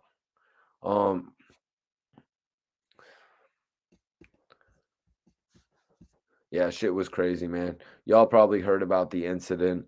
It was when Pooh Shiesty was, I guess, going to buy some chronic, like and sneakers.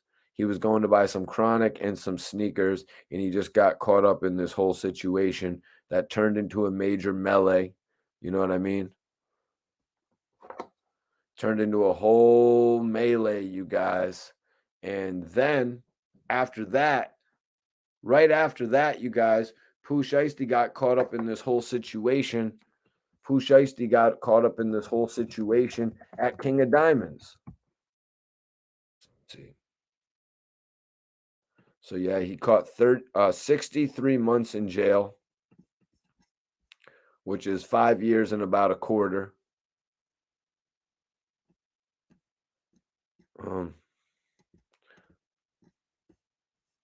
So I guess they asked for 63 months, which is what the judge gave them. So it's 12, 24, 36, 48, 48, 60, and 63. So it's 5 years and 3 months in jail that he's got.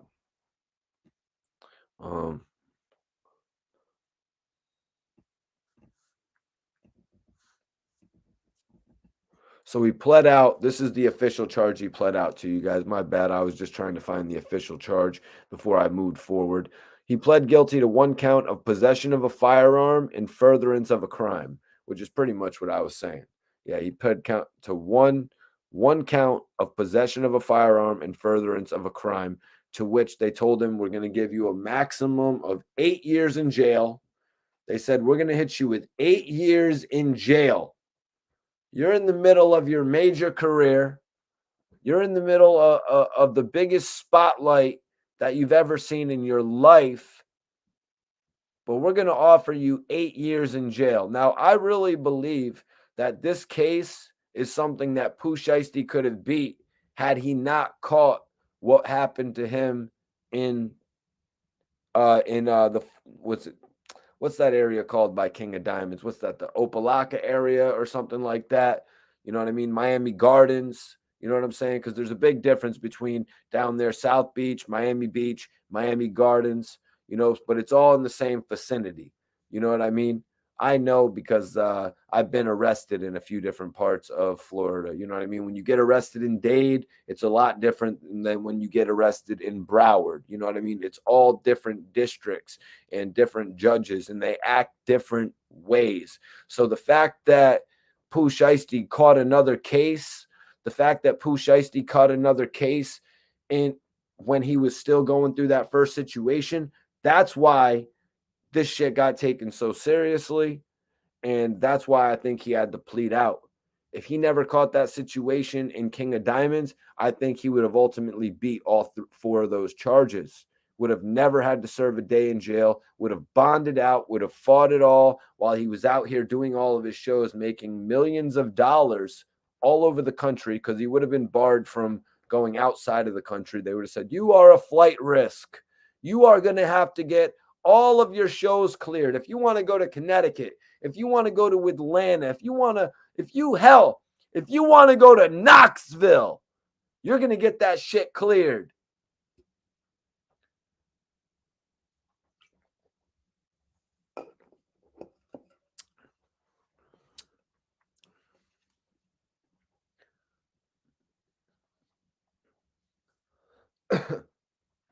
Definitely appreciate everybody tuning in. We hit about 600 live viewers tonight. Shit was mad lit. Chase Moolah said, ask, and you're right, Mikey T. That was the last straw for Pooh. Yeah, man. It really sucks what happened to Pooh Shiesty because he was actually the first artist that Gucci Mane broke since he got out of jail, you guys. That was the first artist that actually worked for Gucci Mane since he got out of jail. You know, since all the success that we saw Gucci Mane have when he worked with Future and, you know, Rich Homie Quan, and he worked with Young Thug, you know what I mean? And he worked with the Migos, and he was working with Dolph, rest in peace. This is the first artist that we really saw blow up from Gucci Mane since he got home. I bet you want me to back it up right now. You want me to back up the facts. You know, the facts of it is, you know, Gucci Mane's artists like Wallo, you know what I mean? His artists like Kids from the Six, you know, Quill and Mal. His artist actually, what's his name? Lil Wop. None of these artists blew up. Rollo has blown up more since his arrest. Even his second wave of artists, what was it? Big Scar, um, Ghost. I think there was another Caddy Ghost or something like that. I think he got locked up, unfortunately. Hood Rich Pablo Don Juan was a part of the initial group that didn't blow up. Asian the Brat. Like, he had a list of artists, you guys, that didn't work out. It was Pooh Shiesty. Fujiano came in. Fujiano started the bubble a little bit. You know what I mean? I won't totally discredit Fujiano. He did start the bubble a little bit, but Pooh Shiesty really went through. He went through the roof. What up, Mozzie? Appreciate you for tapping in for sure. Be sure to subscribe so you don't miss any of my lives. It's always filled with knowledge. We usually go over the hip-hop news that's popping for the day, or I'm doing a watch-along for one of my previous interviews. Buzzed Up Entertainment, major salute. Peace to you, my brother. Uprise. Thank you, man. My brother Lone Wolf TV is in the building. Free Pooh. Major salute to you, bro. Yeah, man. Like you, I was just waiting to give you your shout out until the buzz was really getting up, bro. You know what I mean? That's why I didn't hit you back on Instagram to post your joint on the gram. Right now, my shit is like shadow banned on Instagram or something like that. So the views ain't what they used to be on the gram. But you know what I mean? All you got to do to get through that shit is just outwork everybody. You got to show consistency. You know what I mean? I don't really care about none of that shit, man. I don't care about that shit at the end of the day. I'm going to outwork it. You know what I'm saying?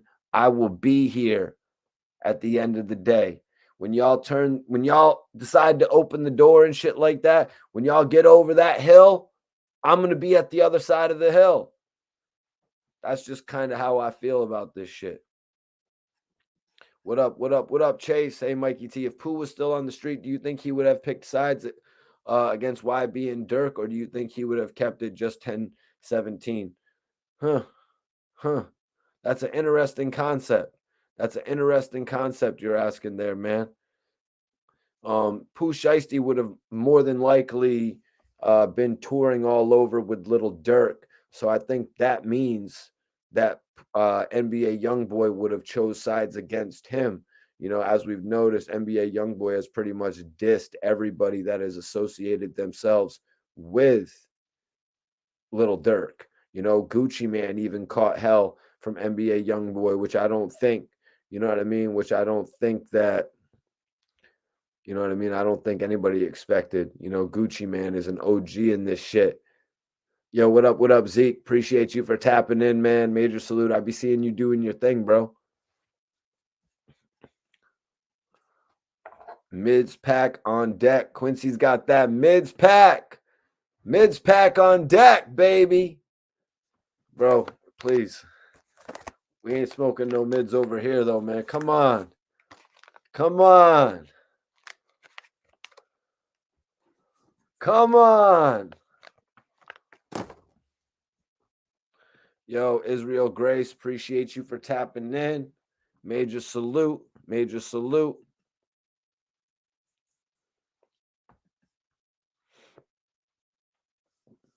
You know who Pooh riding. You know who Pooh riding with no brainer.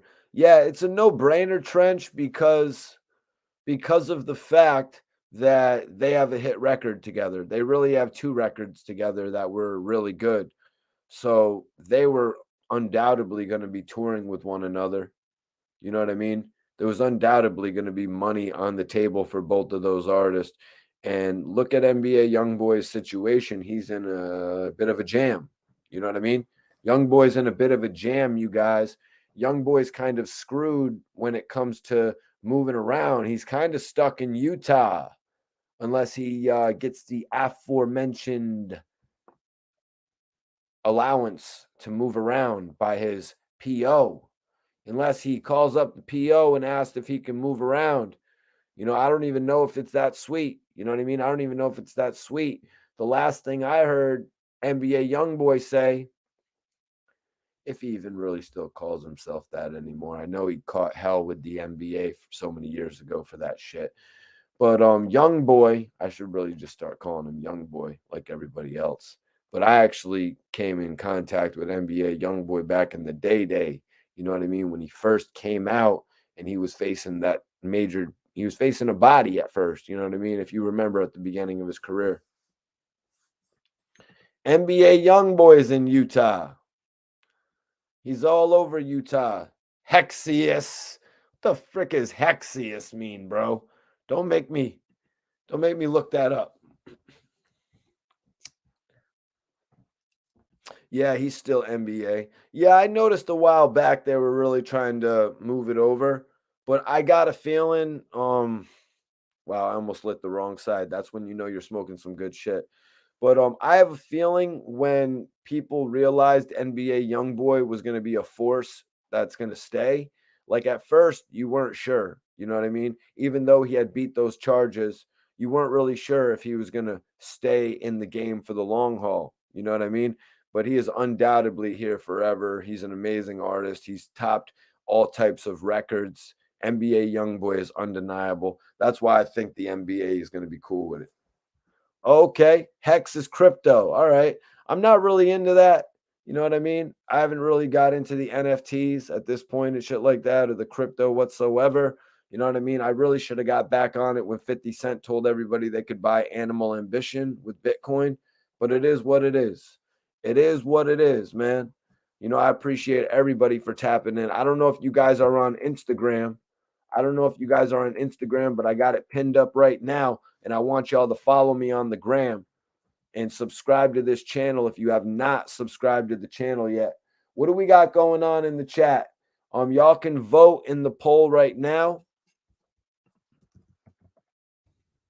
Putting it up. Vote in the poll. Vote in the poll, y'all. I should have put up a didn't see it part of the poll, to be honest with you. But yo, if y'all haven't seen Wack's podcast, you guys should go check it out. You know what I mean? He really does some disrespectful shit to my OG Gillie Da Kid on that, man, which I did not appreciate.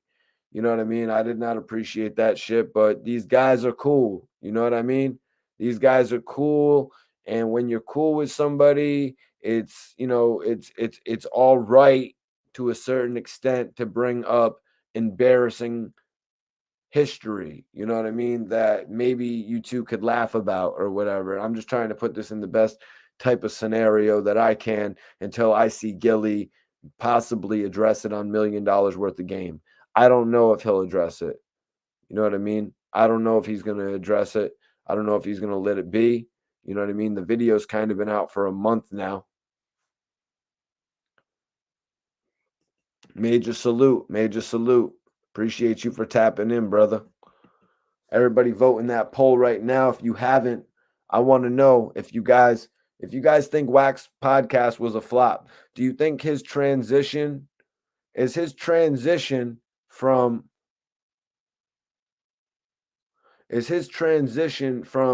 Clubhouse is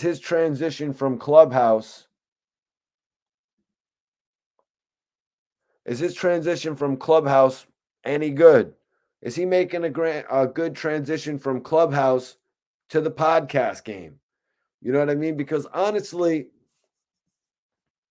maybe I should put up a poll. How's Mikey T doing jumping into the podcast game from live interviews?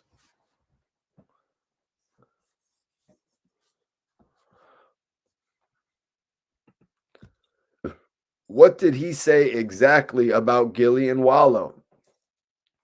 Come on, Trench. You haven't seen the podcast where Wack 100 was basically, I'm not covering it in full tonight. I might on another day. But Wack 100 was legitimately saying that he was going to call Birdman right in front of Gillie's face. He legitimately dialed the number and started calling Birdman on his podcast to try and, disrespect or make a joke about Gillie and shit like that. That's what he was really doing. And it's like, yo, why are you wasting your time? You know what I mean? If I had the opportunity to have Hassan Campbell or Wack 100 or Gillie, Wallo, Adam 22 come on my show, I'm not wasting my time with that bullshit. Even Adam 22 at one point said, yo, so they brought somebody on from Clubhouse who brought up some shit. And Adam's like, is this really what you want to talk about on your first podcast? Like, what the hell? Like, people got an idea of what should and should not be put out there. You know what I mean? They got a good idea of what's going to go well and what's going to flop. You know what I'm saying? But the respectful thing is that Gillie and all them gave Wack the time of day. You know what I mean? I just thought it was a little bit odd the way that they did the podcast together. It was definitely a little bit odd. You know what I mean? It kind of felt like Wack was really trying to recreate a Clubhouse room or something. Like, I really didn't understand it. I'm like, okay, is he getting all these people in there so he can get a Clubhouse like vibe?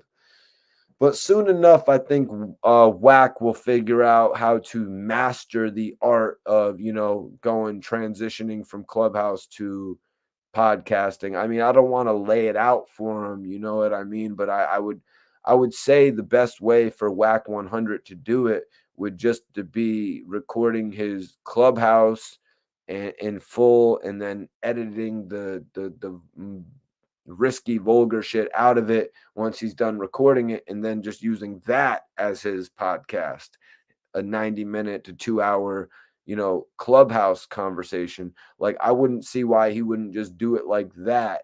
That's where he's finding his most success. You know what I'm saying? If it's not broke, don't fix it.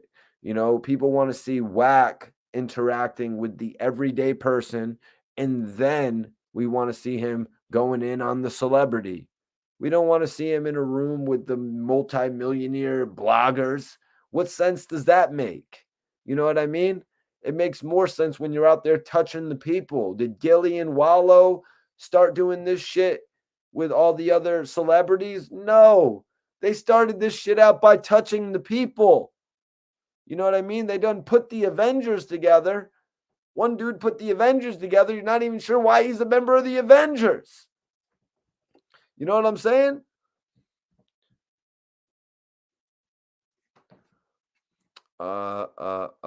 He needed help. That's why they was all there laughing my ass off. This podcast shit is not for everybody. He honestly thought, you know what I mean? He honestly thought that it was going to be an easy transition. You know what I mean? He kind of he thought, "Oh, Gillie does it, academics does it. That guy Hassan Campbell does it," even though I'm not going to totally mention that because we eventually want to bring him on the show later. Why can't I do it? Why can't I do it on a level? Everybody's reporting on me, reporting on all my conversations. Wack 100 is the biggest name in the internet right now. Why can't I be on there? You know what I'm saying? Why can't I be on there and just do what they do and give all? That's all you really would have to do is give your opinion. You know what I mean? That's all you would really have to do is give your opinion. But in all honesty, he was one of the least voices on there actually saying shit. That one and the next joint with him, Hassan, Ack, and 6ix9ine. You know what I mean? It seems like he's a little bit less than talkative on some of these joints. So that's why I think it should be more personal, more one-on-one, or you just got to do it the clubhouse way that you always done it. Not with celebrities, man. Do it with the everyday person, because that whole celebrity shit, it wasn't really working for me. I think it was a little bit too quick.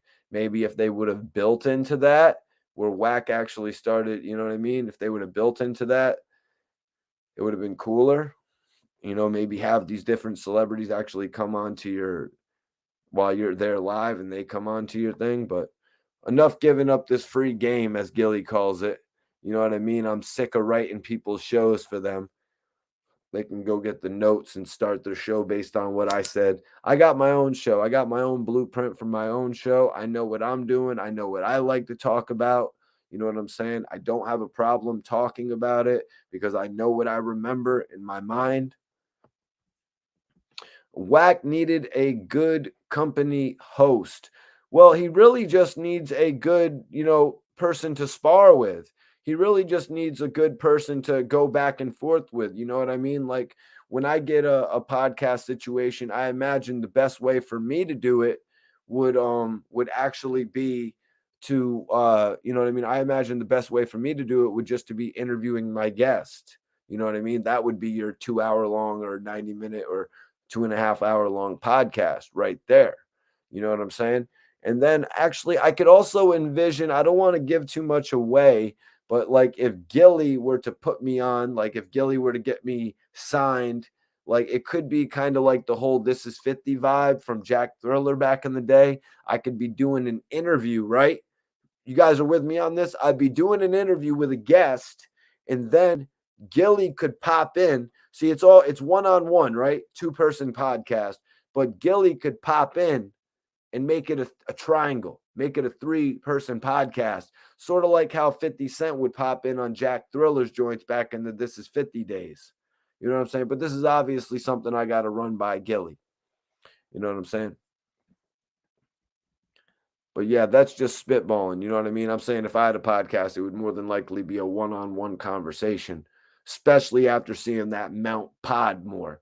You know what I mean? After seeing that shit, where a lot of people aren't even able to get their words in, really.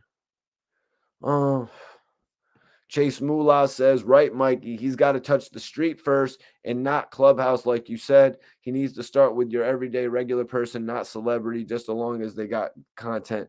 Yeah, and he usually finds the content because the people are just talking about situations that are going on in the industry. And they're pretty much getting Wack to give his opinion on those, Chase. You know what I mean? They're pretty much just getting Wack to give his opinion on any topic, like, oh, is there more to this? Oh, what's going on with that? And then Wack gives his opinion on it. That's sort of where this whole thing started to blossom from. You know what I mean? Not Wack going into an interview and trying to act like he's running the show and trying to call out Wallo and Gillie and make fun of academics, or you know what I'm saying? you know, going out all these guys like he's the big shot there. That's not what the shit was birthed on. The shit was birthed on you having conversations with the general public about what was going on in the industry. He tried to keep it like that, you know what I mean? But it just got a little bit too thrown off when he had all the other co-hosts there. You know what I mean? Not everybody's going to react to that the same way. People are different. Adam 22 and, you know, Gillie, these guys are different people. Even at one point of the interview, Wack was talking and Gillie had to tell Wack to stop talking to let Adam 22 get his thought in. I mean, let's be real. Adam 22 is the guy with 4 million subscribers. You know what I mean? Or 3.5, whatever it is, million subscribers. Let's be 100% real. And congrats to Vlad on 5 million subscribers. And if anybody is not subscribed to me right now, make sure you subscribe. We're on the road to 100,000 subscribers. Salute to my brother China Mac. Salute to G's Gasoline. I don't know if they're watching, you know what I'm saying, but if they see it on demand, those are my guys right there. Salute my brother Iceberg watching, you know what I'm saying. Salute my brother SV Twiz, you know, that's my bro from Philly.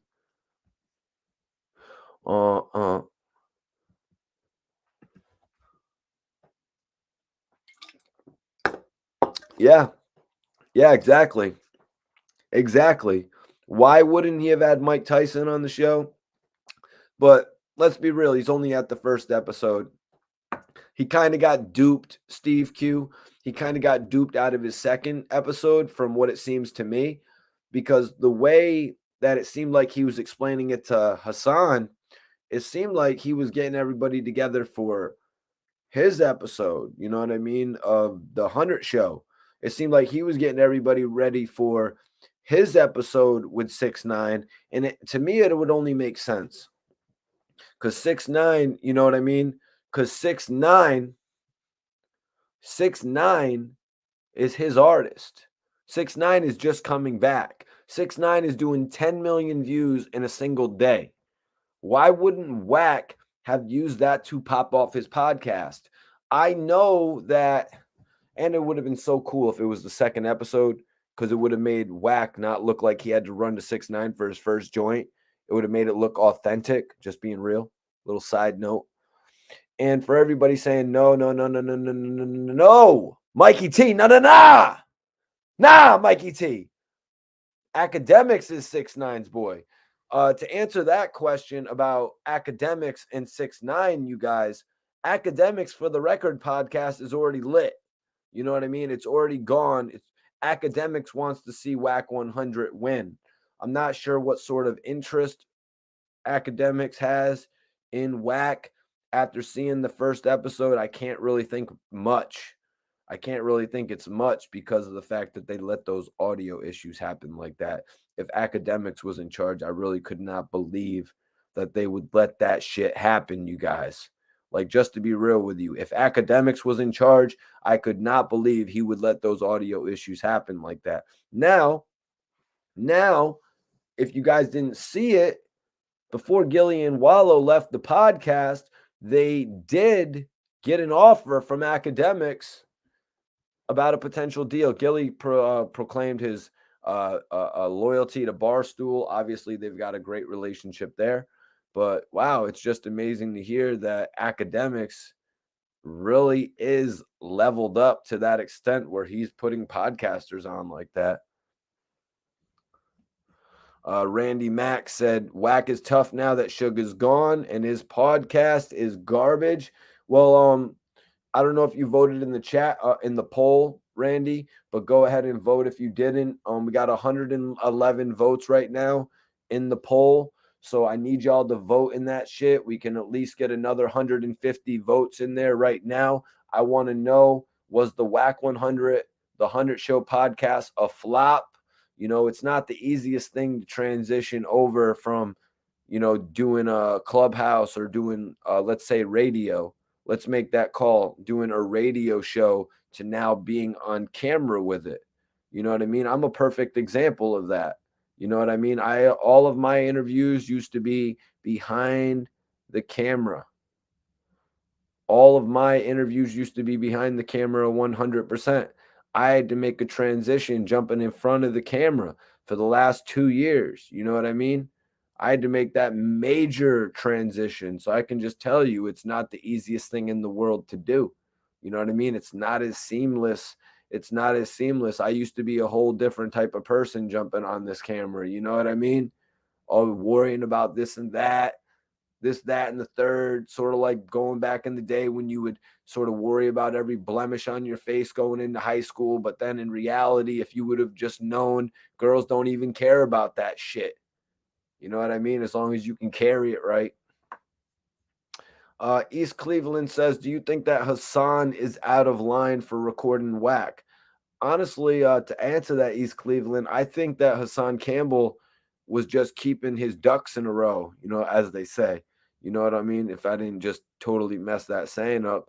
But I think Hassan was just keeping everything, you know, in his, you know, grasp. You know what I mean? I think he was trying to keep the leverage in his way because of the fact that Wack 100 has been known to flip flop. You know what I mean? Wack has been known to flip flop here and there. So he just wanted to make sure that he had a little bit of a backup plan. And it turns out that he got a 2-for-1, you guys, because not only did he get the actually he got a 3-for-1 because he got his initial joint with academics, then he got the group joint where he got to interview 6ix9ine, and now he's got this whole thing where he's actually exposed Wack 100.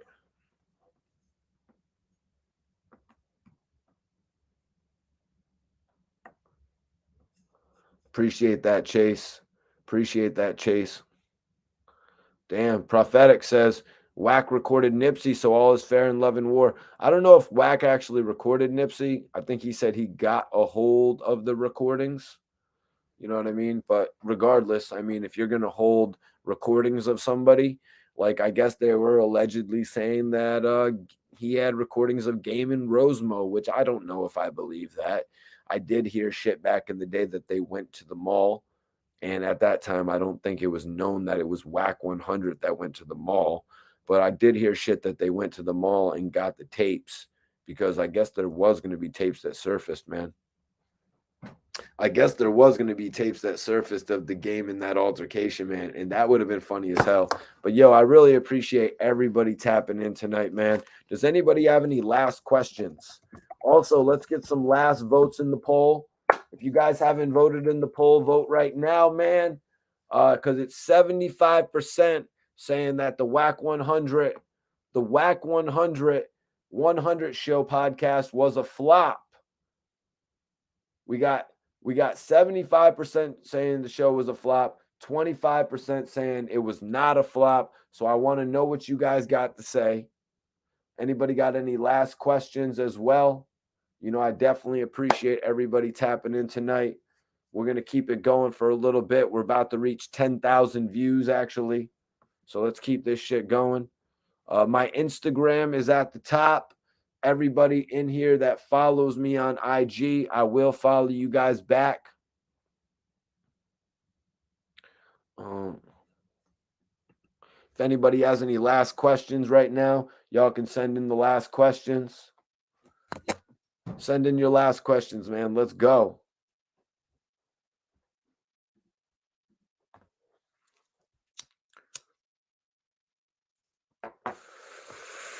Make sure you guys are subscribed to the channel. Let me see right here. Okay, nice. Make sure you guys are subscribed to the channel.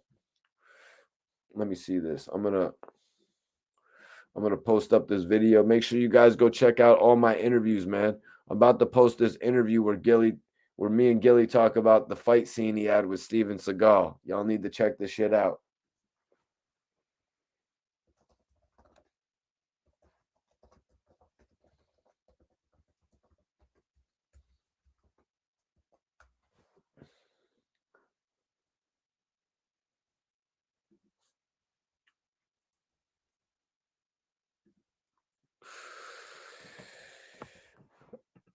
Go check out my interview with Gillie Da Kid. This shit is funny as hell, you guys.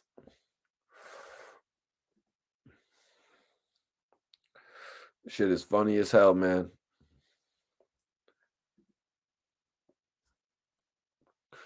Hope y'all enjoyed your 420 as well. Hope y'all enjoyed 420, man. My shit was lit. From the sound of it, y'all had a lit 420 as well, man.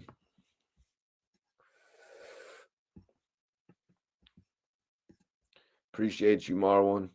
Great live. Appreciate it. Everybody make sure they're subscribed. Make sure you tune back in on my next live. And the way to do that is to actually, you know what I'm saying, hit the notification bell. I'll see y'all on the next joint, man. It's been a great live tonight. Hold on. Let me end the poll. I'm ending the poll right now. Y'all got 30 more seconds to vote in the poll if you want to. Yes or no, was the Wack 100 podcast a flop? I want to know. Right now it's 75% yes, 25% no. I'm going to give you about 1 more minute to vote in the poll.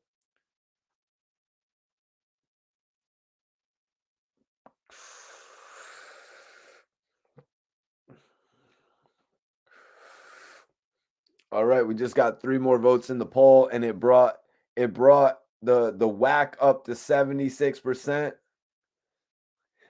Everybody go vote in the poll. This is your last chance to vote in the poll. I'm about to end the poll, you guys. Was the Wack 100 show a flop? Appreciate everybody tuning in, man. Tell your best friend. Tell your best friend about this channel.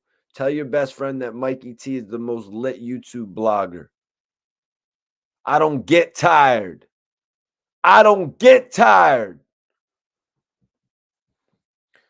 I'm about to end the poll, you guys. I see some votes coming in. I'm giving you guys 30 more seconds. If anybody wants to impact the poll right now, this is your chance right now. We got 131 votes, so we can get another 75 votes in there, you guys. Appreciate you, Bunjo. Major salute, man. This live tonight was lit, though, for sure. Last night's live was lit, too. You know, it was kind of a 2-part story. So if you missed last night's live, go check it out. I was kind of wondering why Hassan? I was like, why Hassan? Why would you interview 6ix9ine? You know, Gillie set that precedent. You know what I mean? Like, this dude doesn't need to get interviewed.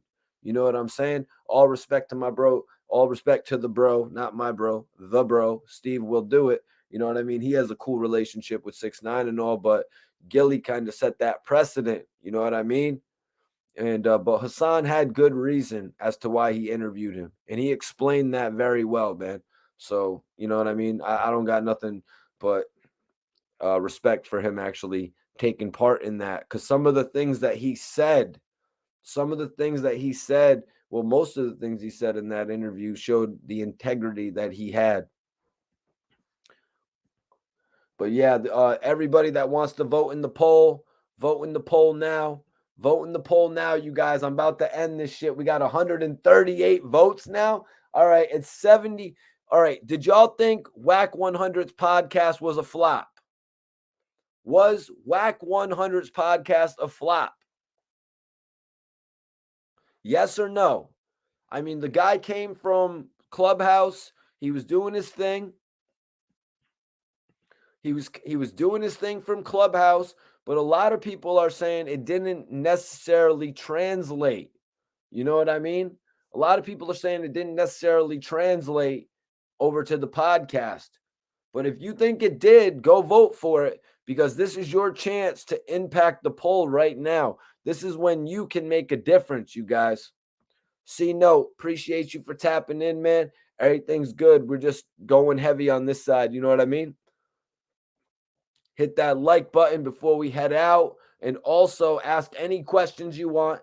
If anybody has any questions, now is the time to send them in. I'm letting everybody vote in the poll as well before we get out of here. I've got my Gillie Da Kid interview pinned up. If you guys want to see Gillie roast me, you know what I mean? Gillie talking about how his movie was comparable to Scarface. The shit is funny as hell. The shit is legitimately funny as hell, man. I really enjoyed the opportunity to, you know what I mean, rock with Gillie throughout the years, doing all different types of interviews, man.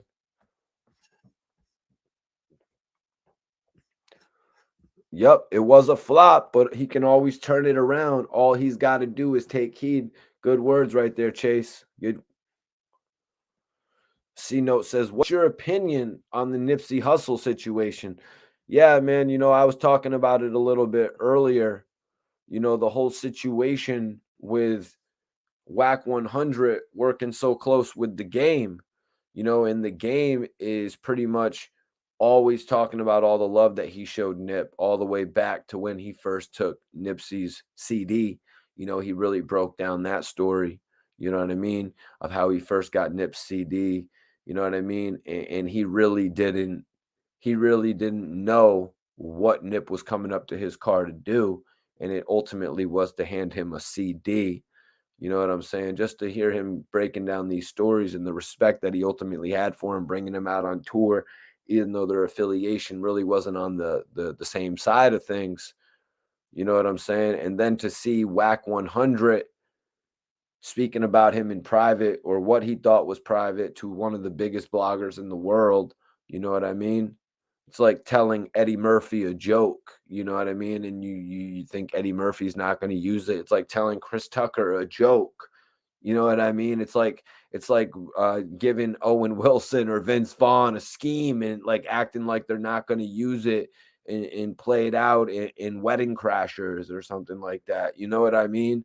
Like, look at these different scenarios. Look at the position that Wack put himself in by telling that information to somebody he really just met. He really could be in a bad position right now when it comes to his affiliation with the game. But another thing I also said is you got to look back to the history.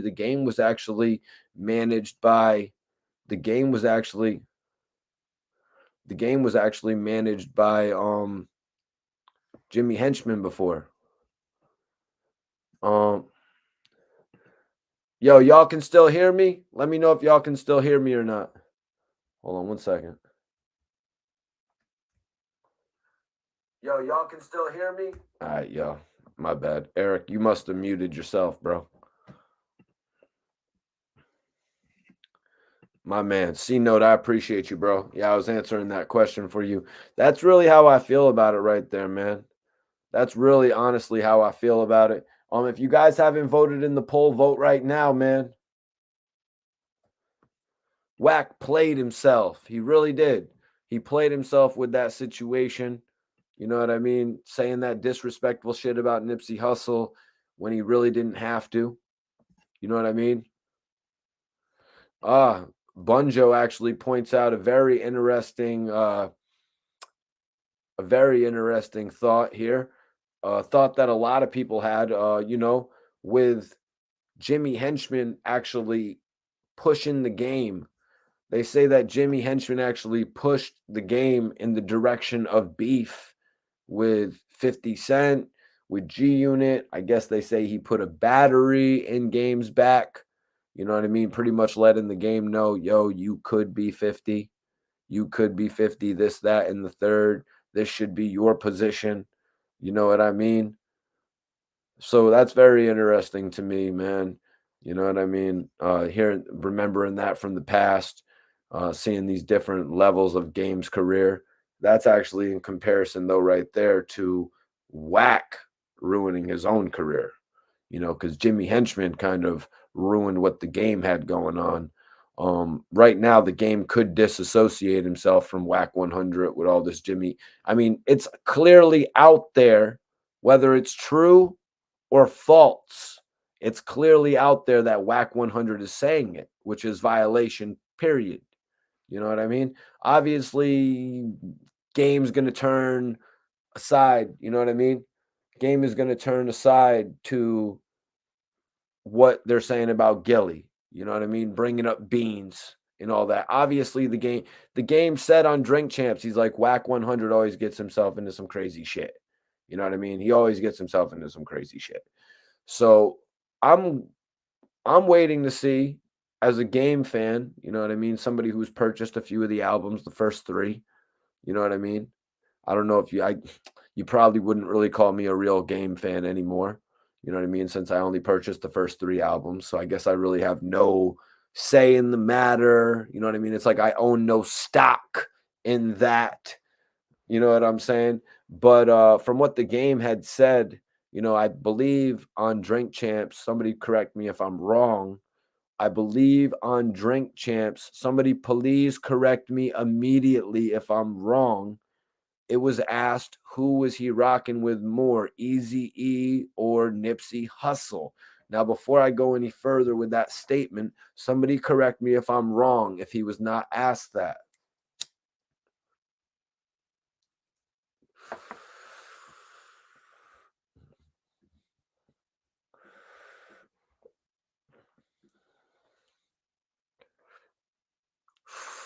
Everywhere I go, all I ever seem to.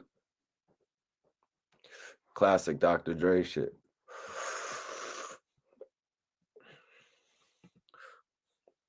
Yeah. Based on what he said, man. Based on what the game said, I think you're right. Ooh, Bunjo says Game will still rock with Wack 100. Yeah. Period, Mikey. And one thing about it is Game loved Nip, so I'm eager to see what he's got to say about Wack's remarks against Nip. Yeah, man, because when he was asked about Wack's remarks in general on the Breakfast Club, he kind of downplayed it. Wack will be whack. You know what I mean?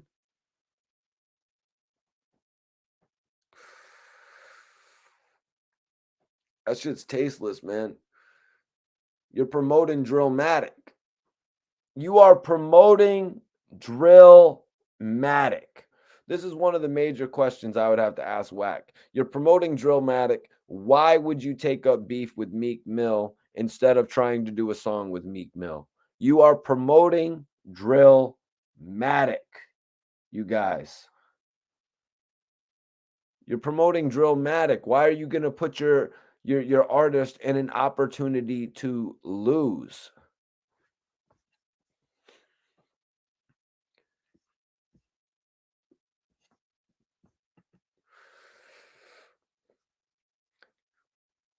I just bring that aspect up about Meek and Drillmatic because it seems like everything Wack is doing, it's kind of like taking away from what he should really be doing as a manager. You know what I mean? In relation to actually promoting the project. It's kind of like what Suge said about Diddy, jumping all up in the videos. You know what I mean? Dancing all up in the videos. Putting your ad lib all up in the song. You know what I'm saying?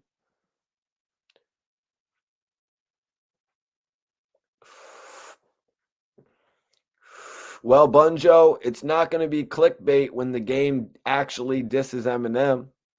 That's not going to be clickbait because it's going to be facts. It's going to be a diss song.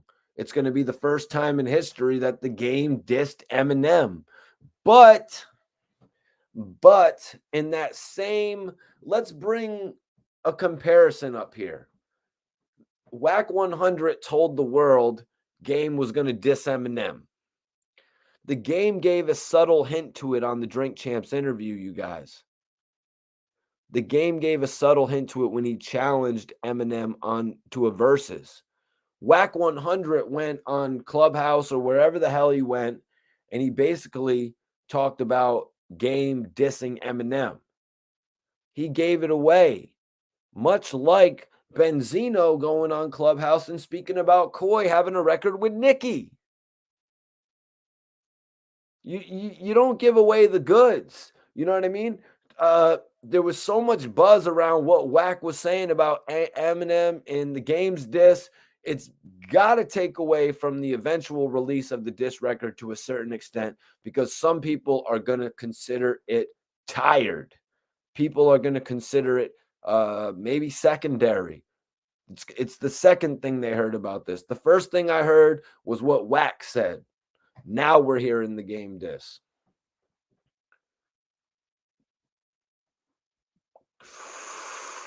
Oh my God.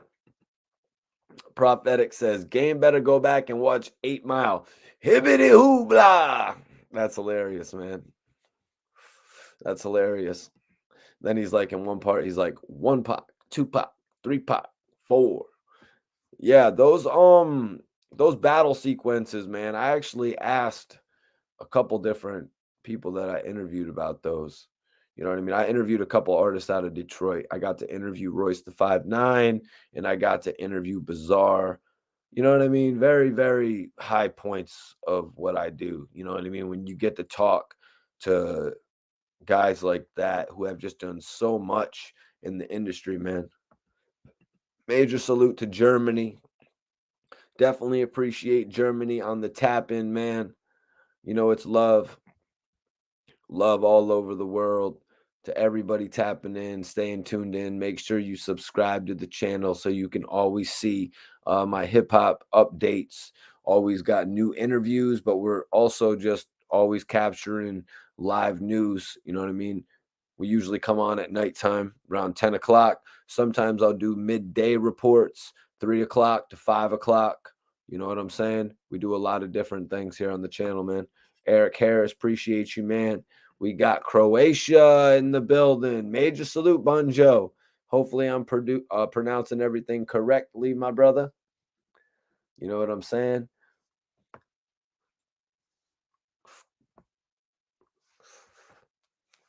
Sometimes I be butchering people's name and shit, but you know, they just be correcting me. I get it better. Now, Game going back to watch 8 Mile. From what Wack 100 said, prophetic.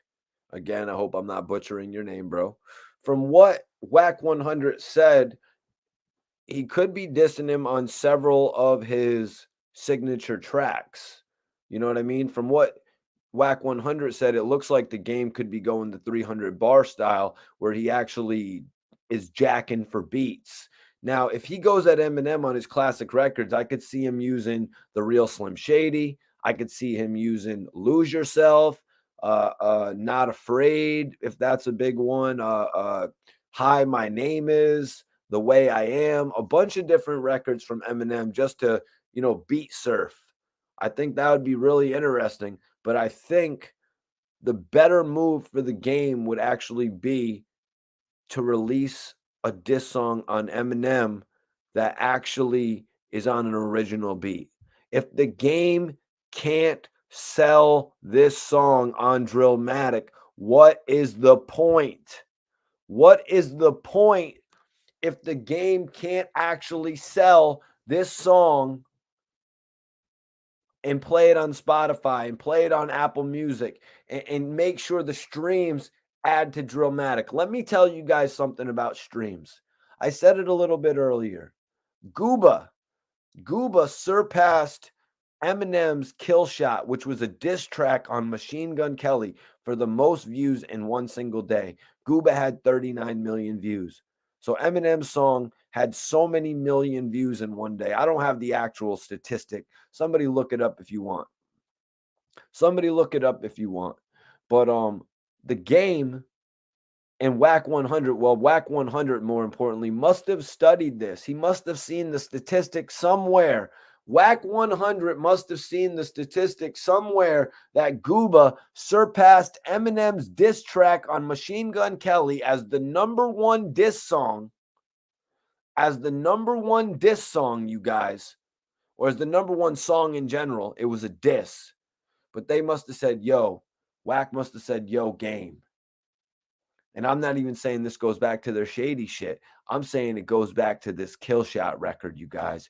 They must have said, yo, this guy right here got the most streams on his diss song ever released. When Eminem replied to Machine Gun Kelly, the most people ever went and listened to that on YouTube. That was only topped by 6ix9ine, right?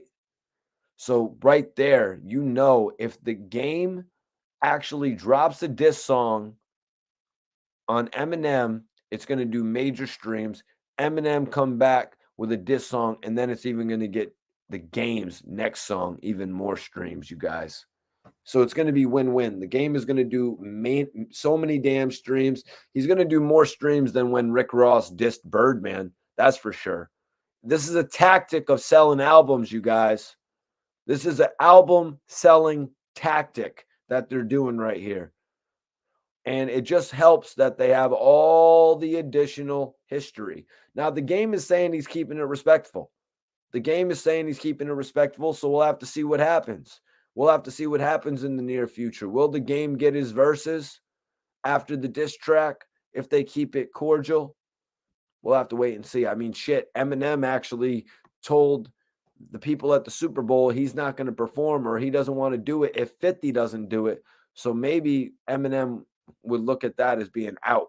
You know, we're doing something that actually ends up with him working with 50's enemy is probably not something that Eminem wants to do. But I appreciate everybody for tapping in, man. We just hit 10,000 views. Guys, I appreciate everybody. We just hit over 10,000 views. You know what I'm saying? Tonight's live was definitely a major success. Tonight's live was definitely lit, you guys. If you're not subscribed to the channel, I want you guys to subscribe right now. You heard me? I'm about to end the poll. We only got 165 votes in the poll. So if you've seen it, I want to know. I want to know if you've seen it, you guys. If you've seen the Wack 100 Show podcast, vote in the poll right now. Was it a flop or not? Put your answer in the poll. I'm about to end that in 1 minute. So you guys have literally 1 minute left to vote in the poll. Royal King, appreciate you for tapping in, man. Twix. What up, brother? What up? Chase Moolah said, facts, Mikey, and it's been around forever, but it's tactics to selling disc records, especially now with all the streaming. You know what I mean? Especially now with all the streaming, man. Major salute to Sean. Appreciate you guys. I want everybody in here to follow me on the gram. If you're not following me on the gram, follow me right now. I'll follow y'all back. Whoever follows me based on this video.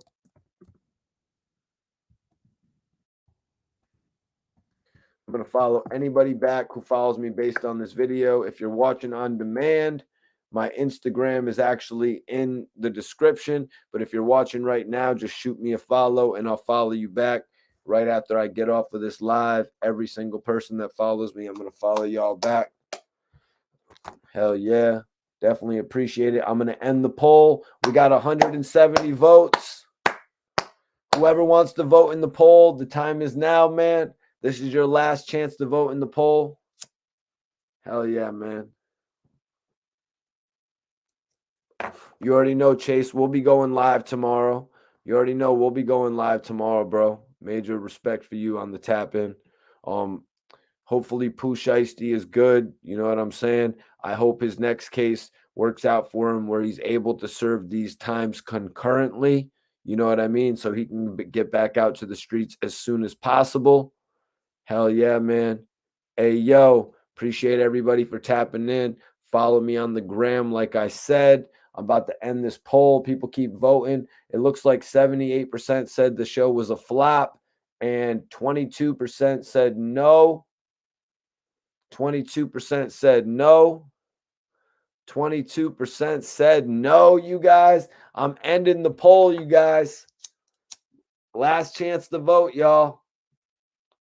If not, just leave your comment in the description, man, if you thought his show was a flop or if you thought Wack 100 made a good transition to podcasting. I think he had a really good show with Mount Podmore. The audio was obviously messed up. I think he kind of got gypped out of his second episode. It should have been with 6ix9ine. We'll have to see what he eventually comes with, you know what I mean? But he's obviously got an opportunity because he's got a lot of people, as he says, in his back pocket. But I mean, I really wouldn't use those terms. You know, he's got a lot of people that consider him good money.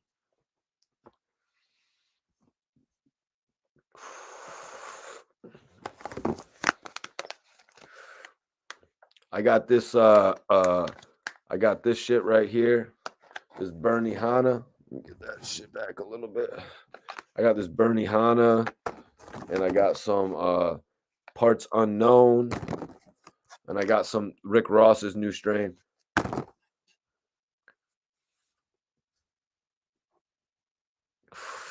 Yeah, you're right. You're right about that, Iceberg.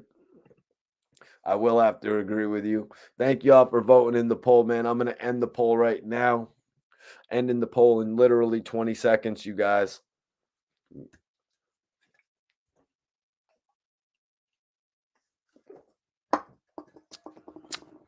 So if you guys want to vote in the poll, yeah, it is Rob.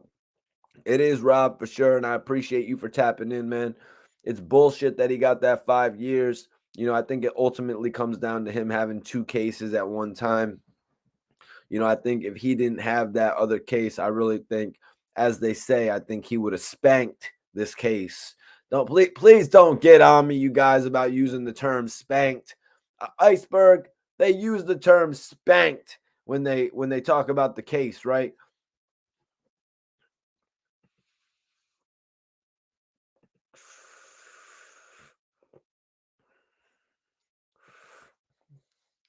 All right, the pot. I'm ending the joint.